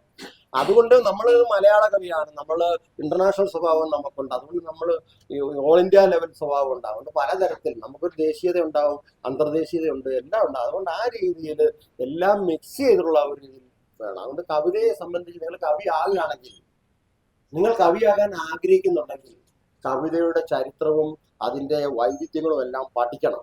നിങ്ങളൊരു വലിയ കവിയാണെന്ന് വിചാരിക്കുക, നിങ്ങൾക്ക് ജ്ഞാനപീഠ അവാർഡ് കിട്ടി. അപ്പോഴാണ് നിങ്ങളോട് ഒരാൾ പറഞ്ഞു കുമാരനാശാനെ കുറിച്ച് ഒരു മണിക്കൂർ സംസാരിക്കണം. ഞാൻ കുമാരനാശനെ ഒന്നും വായിച്ചിട്ടില്ല എന്ന് പറയുന്നത് കേട്ടോ. അത് വലിയ നാണക്കേടാണ്. അത് നമുക്ക് വളരെയധികം ആവശ്യമുള്ള കാര്യം. നിങ്ങൾ എന്തെങ്കിലും ചോദിക്കുകയാണ്, ഞാനൊരു നിങ്ങളുടെ കവിതയില്ല എന്നൊക്കെ വിചാരിക്കുന്നു അല്ലേ. ഒട്ടൽ എന്ന് പറഞ്ഞാൽ ഒട്ടൽ ഒരു ചെടിയാണ്. കൊട്ട കെട്ടാൻ ഉപയോഗിക്കുന്ന ഒരു മെറ്റീരിയലാണ്. കൊട്ട കെട്ടാനായിട്ട് പല മെറ്റീരിയലുകളും ഉപയോഗിക്കും. ഒന്ന് ഞങ്ങളുടെ നാട്ടിലുള്ള കൊടപ്പന എന്ന് പറഞ്ഞിട്ട് ഇവിടെ ഇല്ല, നമ്മുടെ കരിമന പോലെ ഇരിക്കും. ഈ കൊടപ്പനയുടെ മണലിന്റെ അകത്തുള്ള വള്ളി അകത്ത് ഇങ്ങനെ കീഴ്പിടിക്കണം. അതിന്റെ പുറവള്ളിയുമുണ്ട്. പുറവള്ളി കട്ടി കൂടുതലാണ്. അതുകൊണ്ടാണ് ഈ കൊട്ടയുടെ വക്ക് ഇട്ടിട്ടുള്ളത്. അകവള്ളി കൊണ്ടാണ് കൊട്ട ഇങ്ങനെ വള്ളി ചുറ്റിയെടുക്കുന്നത്. അതിന് വഴുക എന്നാണ് പറയുന്നത്. വഴുക അതിനകത്ത് വഴുക. അതുപോലെ അതിനകത്ത് അരുവ എന്ന് പറയുന്നത്, കുത്തിവെച്ചിരിക്കുന്ന അരുവ. അരുവ എന്ന് പറഞ്ഞാൽ അരിവാൾ എന്നുള്ളതിന്റെ ചുറ്റമാണ്. അതുപോലെ അരുവ. പിന്നെ അങ്ങനെ ഒരു മാറ്റം ഉണ്ട്. കൊട്ടല് മനസ്സിലായല്ലോ. പിന്നെ മാത്രമല്ല അതിനകത്ത് പറയുന്നത് തേരെന്ന് പറഞ്ഞൊരു വാക്കുണ്ട്. തേര് രഥമല്ല, തേര് വണ്ടിയാണ്. അത് കൊട്ടയുടെ വക്ക് കേട്ടാൽ ഉപയോഗിക്കുന്ന മറ്റൊരു വണ്ടിയാണ്. പലതരം കൊട്ടകളുണ്ട്. ഗുജറാത്തി കൊട്ടയുണ്ട്, ഒട്ടല് കൊട്ടയുണ്ട്, അതേപോലെ വഴുകക്കൊട്ടയുണ്ട്. അങ്ങനെ പലതരം കൊട്ടകൾ. ഇപ്പം കൊട്ടകളൊന്നും ഇല്ല. കൊട്ട ചെയ്യുന്നവരെ കൊണ്ടിരിക്കണം.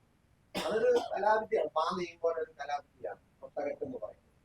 ഈ കൊട്ട ഇവിടെ അത് നമുക്കറിയാം. ഈ ഓരോ ചെറിയ സമൂഹം, ആഫ്രിക്കയിലെ ഒരു സമൂഹം നമ്മൾ നോക്കാം. കേരളത്തിൽ ഒരു കൊച്ചു സമൂഹം എടുക്കുക, ഒരു കമ്മ്യൂണിറ്റി എടുക്കുക, പഴയ കമ്മ്യൂണിറ്റി, അല്ലെങ്കിൽ കമ്മ്യൂണിറ്റി, അല്ലെങ്കിൽ നമ്മൾ അതുപോലെ കേരളത്തിലെ പണിയർ എന്ന് പറയുന്ന കമ്മ്യൂണിറ്റി എടുക്കുക. ഇവരൊക്കെ വളരെ പാവങ്ങളായ മനുഷ്യരാണ്. അല്ലെ പറയ സമുദായത്തെ എടുക്കുക, പുലയ സമുദായത്തെ എടുക്കുക. അപ്പൊ ഇങ്ങനെയൊക്കെയുള്ള സമുദായങ്ങൾ അവർ ജീവിക്കുന്നത് ഒരു കൊട്ടയ്ക്കകത്തെ ജീവിതമാണ്. വളരെ ക്ലോസ്ഡ് ആയിട്ടുള്ളൊരു ജീവിതമാണ് അല്ലേ. അതാണ് ഈ കൊട്ട എന്നുള്ള കവിതയിൽ ഒരു ആകാശമാണ് ഈ കൊട്ടയായി മാറുന്നത്. നമ്മളെല്ലാം ജീവിക്കുന്നത് അണ്ടർ ദി സ്കൈ അല്ലേ. അപ്പൊ സ്കൈയുടെ ഒരു പ്രത്യേകത എന്താ? കൊട്ട പോലെ ഇങ്ങനെ നിൽക്കുകയാണ്. ഒരു ചക്രവാളത്തിന്റെ അകത്ത് നമ്മളിങ്ങനെ ഒരു കൊട്ടയ്ക്കകത്ത് ആ സിന്റെ ബാസ്ക്കറ്റ് കോഴിക്കുഞ്ഞുങ്ങളെ പോലെ നമ്മളിങ്ങനെ ജീവിക്കുക. പക്ഷെ അങ്ങനെ ജീവിക്കുന്ന കമ്മ്യൂണിറ്റിക്ക് അവർക്കൊരു വേൾഡ് വൈഡ് വീക്ഷണമുണ്ട് എന്നാണ് ഈ കവിത. അതാണ് ഈ കൊട്ട രണ്ട് കൂട്ടി വെച്ചിട്ട് ഭൂഗോളമായി മാറുന്നത് അല്ലേ. ഈ കവിതയ്ക്കകത്ത് ഈ കൊട്ട രണ്ട് കൊട്ട പലതായിട്ട് മാറുന്നു, സൂര്യനായിട്ട് മാറുന്നു. ഈ കൊട്ട കെട്ടുമ്പോൾ ആദ്യം ഈ നാടൻ പാട്ടിലുണ്ടല്ലോ 16:32 തെയ്യന്തരികിട തെയ്യന്ത, 16:32 തെയ്യന്തരികിട തെയ്യന്ത. 16 എണ്ണവും 32 എണ്ണവും ഇതിന്റെ അലകാണ്. അലകെന്ന് പറഞ്ഞാൽ ഈ ബലവത്തായിട്ട് ഇങ്ങനെ വരുന്ന സാധനമാണ്. വലിയ ബുദ്ധിമുട്ടാണ് കൊട്ട കെട്ടുക എന്നുള്ളത്. ചവിട്ടി പിടിച്ച് വളച്ചെടുത്ത് കെട്ടി എടുക്കണം. അല്ലെങ്കിൽ നമ്മളെ കൊട്ട കെട്ടി അതിനെ പോകുന്ന അറിഞ്ഞുകൂടാ. ഞാനത് കെട്ടിട്ടില്ല. അതിങ്ങനെ ഇങ്ങനെ കുറെ 4 എടുക്കും, പിന്നെ 4 വള്ളി ഇങ്ങനെ എടുക്കും. വള്ളിയല്ല ബലവത്തായിട്ടുള്ളത്. അതിൻ്റെ ഇടയിൽ ചുറ്റി വരുമ്പോൾ പിന്നെ ഓരോരോ അലകുകൾ ഇങ്ങനെ, അലകെന്ന് പറഞ്ഞാൽ ഈ ബലവത്തായ സംഗതികളാണ്. അതിങ്ങനെ കൂട്ടിച്ചേർത്താണ് ഇത് രൂപപ്പെടുത്തുന്നത്. അങ്ങനെ മുകളിൽ വന്നു കഴിയുമ്പോൾ അതിനൊരു വക്കൂടെ കിട്ടുന്നു. ഇതാണ് ശരിക്കുള്ള കൊട്ട നെയ്യുന്നത്. അതിമനോഹരമായി കൊട്ട കിട്ടുന്നവരെ ഞാൻ കണ്ടിട്ടുണ്ട്. അപ്പൊ ഈ വള്ളികളൊക്കെ തേടി ഇപ്പൊ എൻ്റെ അമ്മ കൊട്ട കിട്ടുമായിരുന്നു. എൻ്റെ ചാച്ചൻ ഒരു മേസ്ത്രി ആയിരുന്നു. മേസ്ത്രി എന്ന് പറഞ്ഞാൽ കൽപ്പണിക്കാരനാണ്. അതൊക്കെ കവിതയിൽ വന്നിട്ടുണ്ട്. മേസ്ത്രി എന്നുള്ള കവിത ഉണ്ടല്ലോ. ഒരു മേസ്ത്രിയോടൊപ്പം പണിക്ക് പോയി, ഉച്ചയ്ക്ക് ചോറുണ്ട് കഴിഞ്ഞ് തൊഴുത്തിന്റെ തിണ്ണയിലിരുന്നു, ഒരു കിളി വാഴപ്പഴം കൊത്തി തിന്നുന്നു, അതിനെ പിടിക്കാൻ തോന്നി, കപ്പളത്തിന്റെ പഴുത്ത കൈ പറന്നു വീഴുന്നു, അതുകൊണ്ട് ഒരു ഓടക്കുഴൽ ഉണ്ടാക്കാം എന്ന് പറയുന്ന ആ കവിത വളരെ ഫേമസ് ആയിട്ടുള്ള എൻ്റെ ആദ്യത്തെ കവിതയാണ്. അപ്പൊ അവിടെ ഈ ഞാനൊന്നുമില്ല. അതാണ് കവിതയിൽ വന്നിട്ടുള്ള ഒരു വ്യതിയാനം. ഒരു മേസ്ത്രിയോടൊപ്പം പണിക്ക് പോയി, അതൊക്കെ ഇംഗ്ലീഷിൽ വന്നിട്ടുണ്ട് കേട്ടോ. മേസ്ത്രി എന്നുള്ള പേരിൽ, മേസം എന്നൊക്കെ പേരിലും പലതരത്തിൽ വന്നിട്ടുണ്ട്. ഒരു മേസ്ത്രിയോടൊപ്പം പണിക്ക് പോയി. പക്ഷെ ഇംഗ്ലീഷിൽ വരുമ്പോൾ ഐ വെന്റ് എന്നൊക്കെ ഐ ഇറക്കണം, അല്ലാതെ പറ്റില്ല. അല്ലെ അത് ഇംഗ്ലീഷുകാർക്ക് ഇഷ്ടപ്പെടുകയില്ല. നമ്മുടെ ഇംഗ്ലീഷ് ഒന്നും പറ്റില്ല. അരുന്ധതി സുബ്രഹ്മണ്യം എന്ന് പറഞ്ഞാൽ ഇന്ത്യൻ ഇംഗ്ലീഷ് പോയിട്ടുണ്ട്. എൻ്റെ ഒരു കൂട്ടുകാരിയാണ്. മീന കണ്ടസ്വാമി എൻ്റെ വലിയ സുഹൃത്താണ്. കഴിഞ്ഞ ദിവസം കോഴിക്കോട് ഞാൻ വന്നിരുന്നു, കഴിഞ്ഞ ആഴ്ച പരിപാടിക്ക്. മീന കണ്ടസ്വാമി എന്നെ എവിടെ വെച്ച് കണ്ടാലും ഓടി വന്ന് കെട്ടിപ്പിടിക്കും. അപ്പൊ ഞാനിങ്ങനെ ഇരുന്നപ്പോൾ ആരോ എന്നെ കെട്ടിപ്പിടിക്കും. ഞാൻ ഞെട്ടി നോക്കിയപ്പം മീന കണ്ടസ്വാമി. ഞങ്ങൾ വലിയ കൂട്ടുകാരാണ്. ഞങ്ങൾ ഒരുമിച്ച് ഷില്ലോങ്ങിലൊക്കെ പോയിട്ടുണ്ട് കവിത എഴുതാനായിട്ട്. അങ്ങനെ നല്ല പരിചയക്കാരും കൂട്ടുകാരുമാണ്. അപ്പം മീനയും അരുന്ധതി സുബ്രഹ്മണ്യം എന്നെ കെട്ടിപ്പിടിക്കാറില്ല കേട്ടോ. She's A Tamil Brahmin I think, and she's A great poet in India. അവരെ കവിതയെക്കുറിച്ച് ഞാൻ എഴുതിയിട്ടുണ്ട്. അപ്പം എൻ്റെ ഈ ചരിത്ര പുസ്തകത്തിൽ ഇന്ത്യൻ പോയറ്റ്സ് പലരും വരുന്നുണ്ട്. ഗുജറാത്തിലെ നമ്മുടെ ജയന്ത് പാർമർ വരുന്നുണ്ട്, അതുപോലെ മീന കണ്ടസ്വാമി കടന്നു വരുന്നുണ്ട്, അരുന്ധതി സുബ്രഹ്മണ്യം കടന്നു വരുന്നുണ്ട്. ബംഗാളിലെ ഒരു കവിയുണ്ട് മന്ദാക്രാന്ത സെൻ, എൻ്റെ വലിയ കൂട്ടുകാരിയാണ്. മന്ദാക്രാന്ത സെൻ കടന്നു വരുന്നുണ്ട്. അതുപോലെ ലഖൂർ ആനന്ദ is A poet from Bangalore, അയാൾ കടന്നു വരുന്നുണ്ട്. അങ്ങനെ ഇന്ത്യയിലെ പല കവികളും, വിഷ്ണു മഹാപാത്ര പോയറ്റ് ഫ്രം ഒഡീഷ, ആൾ കടന്നു വരുന്നുണ്ട്. അങ്ങനെ പല കവികളെ കുറിച്ച് ഞാൻ എഴുതിയിട്ടുണ്ട്. നിങ്ങൾ കിട്ടുകയാണെങ്കിൽ പുസ്തകം വായിക്കാൻ. ഇന്ത്യൻ ഇംഗ്ലീഷിലെ കവികൾ ആരൊക്കെയാണെന്ന് അറിയാൻ പറ്റും. വെറുതെ എഴുതിയിരിക്കുകയല്ല, അവരുമായിട്ടുള്ള ക്ലോസ് റിലേഷൻഷിപ്പും തമാശകളും എല്ലാം അടങ്ങുന്ന വിവരണങ്ങളാണ്. അവരോട് പോയതും യാത്ര ചെയ്തതും. അതുപോലെ ലഖുറാനന്ദ എൻ്റെ വലിയ കൂട്ടുകാരനാണ്. അവർക്ക് ഇംഗ്ലീഷ് അറിഞ്ഞുകൂടാ. വല്ലപ്പോഴും എന്നെ വിളിച്ച് എന്തെങ്കിലുമൊക്കെ പറയും, ഇംഗ്ലീഷിൽ പറയും. ആ ഇംഗ്ലീഷ് കേട്ട് കഴിഞ്ഞാൽ എനിക്ക് അറിഞ്ഞുകൂടാ, വല്ലാത്ത ഇംഗ്ലീഷാണ്. അതുപോലെ അവന് തമിഴ് അറിയാം, തമിഴിൽ സംസാരിക്കും. ഞാൻ തമിഴ് പറഞ്ഞാൽ എനിക്ക് മനസ്സിലാവും. അപ്പൊ അങ്ങനെയൊക്കെയുള്ള കവികളുണ്ട്. വേറെ ഒരുപാട് കവികളുണ്ട് ഇന്ത്യയിൽ. അപ്പൊ ഇന്ത്യയിലെ കുറെ കവികൾ എൻ്റെ ഫ്രണ്ട്സാണ്. അങ്ങനെയാണ് ഞാനത് പറഞ്ഞത്. അപ്പൊ ഈ കവിത ഈ കൊട്ടയിൽ പറയുന്നത്, ഈ കൊട്ടയ്ക്കകത്ത് ജീവിക്കുന്ന ഏതൊരു ജനത്തിനും അവൻ്റെതായ ഒരു ലോകവീക്ഷണമുണ്ട്. നിങ്ങൾക്കറിയാമല്ലോ, ലോകത്തിൽ ഒരുപാട് ഭാഷകളുണ്ട്. ഈ ഭാഷകൾക്കൊക്കെ വ്യത്യസ്തമായ ഗ്രാമറുണ്ട്. ഭാഷയിൽ ഏറ്റവും പ്രധാനപ്പെട്ടത് ഗ്രാമറാണ്. ഈ ഗ്രാമർ നമ്മൾക്ക് ഒരു ഭാഷയ്ക്കും കീഴ്പ്പെടുകയില്ല. നിങ്ങൾ ഇംഗ്ലീഷ് ഇത്രയും മലയാളത്തിൽ സ്വാധീനം ചെലുത്തി, ഇംഗ്ലീഷിന് മലയാളത്തിൽ ഏതെങ്കിലും ഒരു ഗ്രാമറെ പിടിക്കാൻ പറ്റുന്നുണ്ടോ? ഇല്ല, പറയാൻ പറ്റില്ല. നമ്മൾ ഇംഗ്ലീഷ് പദങ്ങൾ മലയാളത്തിൽ ഉപയോഗിക്കുന്നത് മലയാളത്തിന്റെ വിഭക്തി പ്രത്യേകം ഉപയോഗിച്ചിട്ടാണ്. പ്രിൻസിപ്പളിന്റെ ഉണ്ടോ? പ്രിൻസിപ്പൾ ഇംഗ്ലീഷാണ്. പ്രിൻസിപ്പളിന്റെ റൂമിലേക്ക് പോയി, റൂമിൽ ഏക്ക് പോയി, ഉണ്ടോ? അതാണ് ഗ്രാമർ എന്ന് വെച്ചാൽ ഈ ചെറിയ അർത്ഥമൊന്നും ഇല്ലാതുള്ള ഇന്ത്യയുടെ പോലുള്ളവയൊക്കെയാണ് ഗ്രാമർ. ഇംഗ്ലീഷിലാണെങ്കിൽ പകരം എന്ത് പറയും? പ്രിപ്പോസിഷൻ എന്നൊക്കെ പറയും അല്ലേ? വളരെ പ്രധാനപ്പെട്ട പ്രിപ്പോസിഷൻ ഇല്ലാതെ കുറെ വാക്കുകൾ എഴുതി നോക്കും, കൂട്ടി വായിക്കാൻ പറ്റുമോ? പറ്റില്ല. ഇതാണ് വളരെ പ്രധാനപ്പെട്ട ഈ സംഗതി. അപ്പൊ ഇതാണ് ഭാഷയുടെ മർമ്മം. അതുകൊണ്ട് ഒരു ഭാഷയും വേറൊരു ഭാഷയ്ക്ക് കീഴ്പ്പെടില്ല, വാക്കുകൾ എടുക്കും. അതാണ് മലയാളത്തിൽ ഇത്രമാത്രം ഇംഗ്ലീഷിന്റെ സ്വാധീനം ഉണ്ടായിട്ടും മലയാള ഭാഷയിൽ കാര്യമായിട്ടൊന്നും ചെയ്യാൻ ഇംഗ്ലീഷ് ഭാഷയ്ക്ക് പറ്റിയിട്ടില്ല. സംസ്കൃതത്തിനും പറ്റിയിട്ടില്ല. സംസ്കൃതത്തിന്റെ ഗ്രാമറിനും മലയാളത്തിൽ ആ കർമ്മണി പ്രയോഗത്തിൽ മാത്രമേ ചെറിയൊരു സ്വാധീനം ഉണ്ടാക്കാൻ പറ്റിയിട്ടുള്ളൂ. മലയാളം ഇംഗ്ലീഷ് അറിയാവുന്നവർ പലപ്പോഴും കർമ്മണി ഉപയോഗിക്കും അല്ലേ? ഞാൻ എന്നെ വിളിക്കപ്പെട്ടു എന്നൊക്കെ പറഞ്ഞു. ഒരാൾ പറഞ്ഞു ആവശ്യപ്പെടപ്പെട്ടെന്ന് പറഞ്ഞു.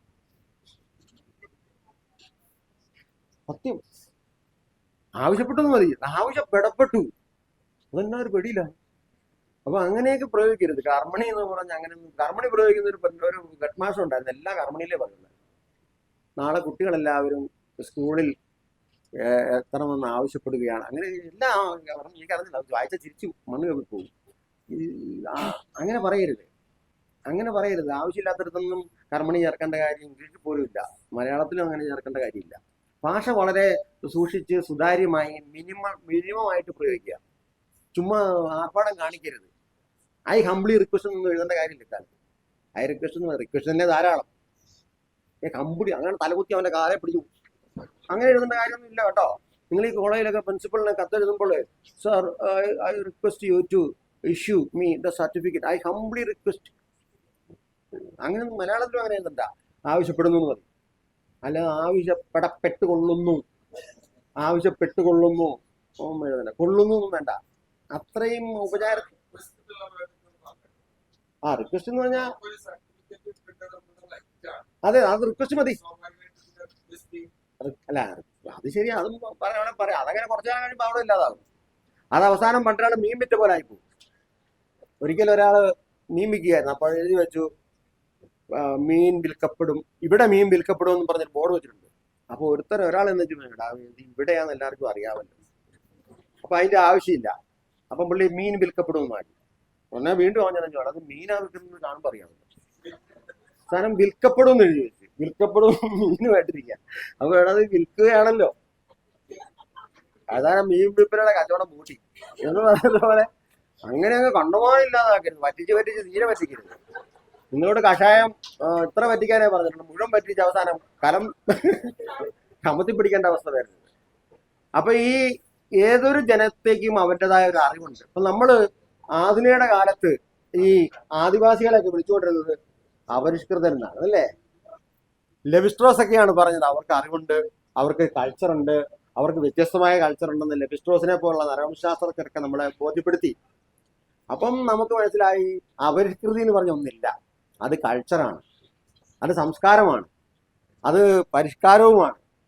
അതാണ് അവരുടെ ജീവിതമാണ്, വേ ഓഫ് ലൈഫാണ്. അത് മാതൃകാപരമാണ്. നിങ്ങൾക്കറിയാമോ, ഈ കുറുമ്പ വിഭാഗക്കാർക്ക് 13 കൂണുകളെ കുറിച്ച് അറിയാം. ആമ്പേ എന്നാണ് കൂണിന് പറയുന്നത് കുറുമ്പ ഭാഷയില്.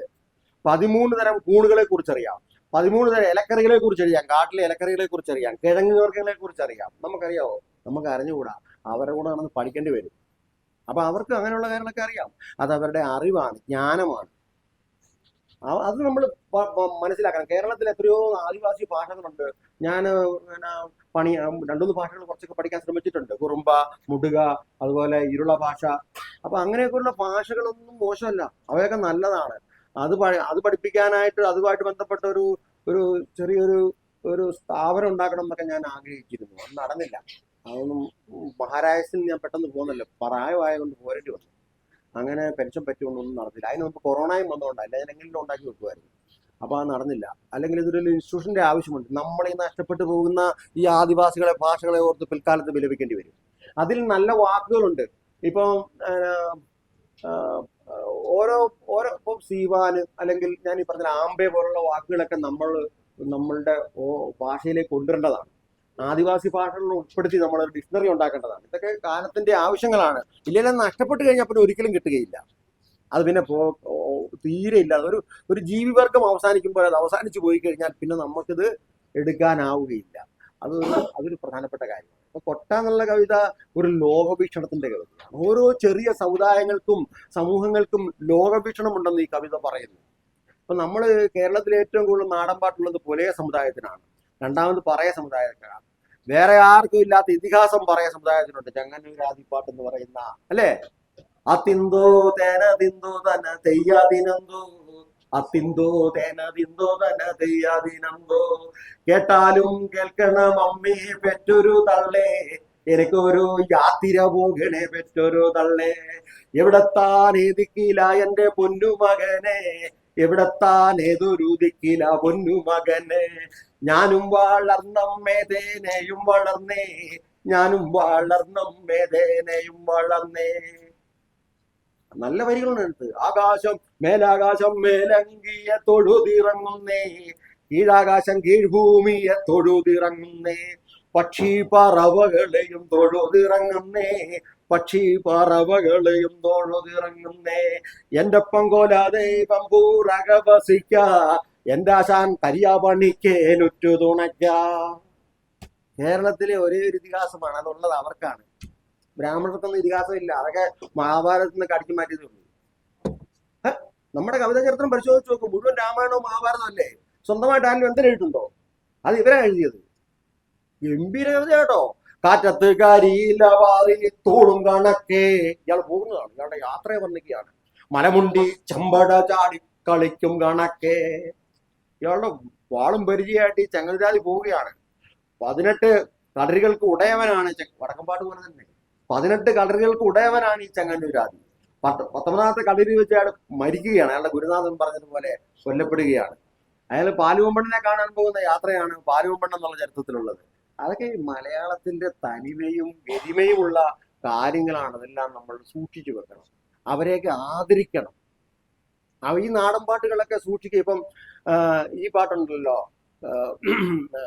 മുണ്ടകപ്പാടത്തെ നാദം കുഞ്ഞേ തകതൈ, മുണ്ടകം കൊയ്യുമ്പോൾ എവിടെയിരിക്കും തകതൈ.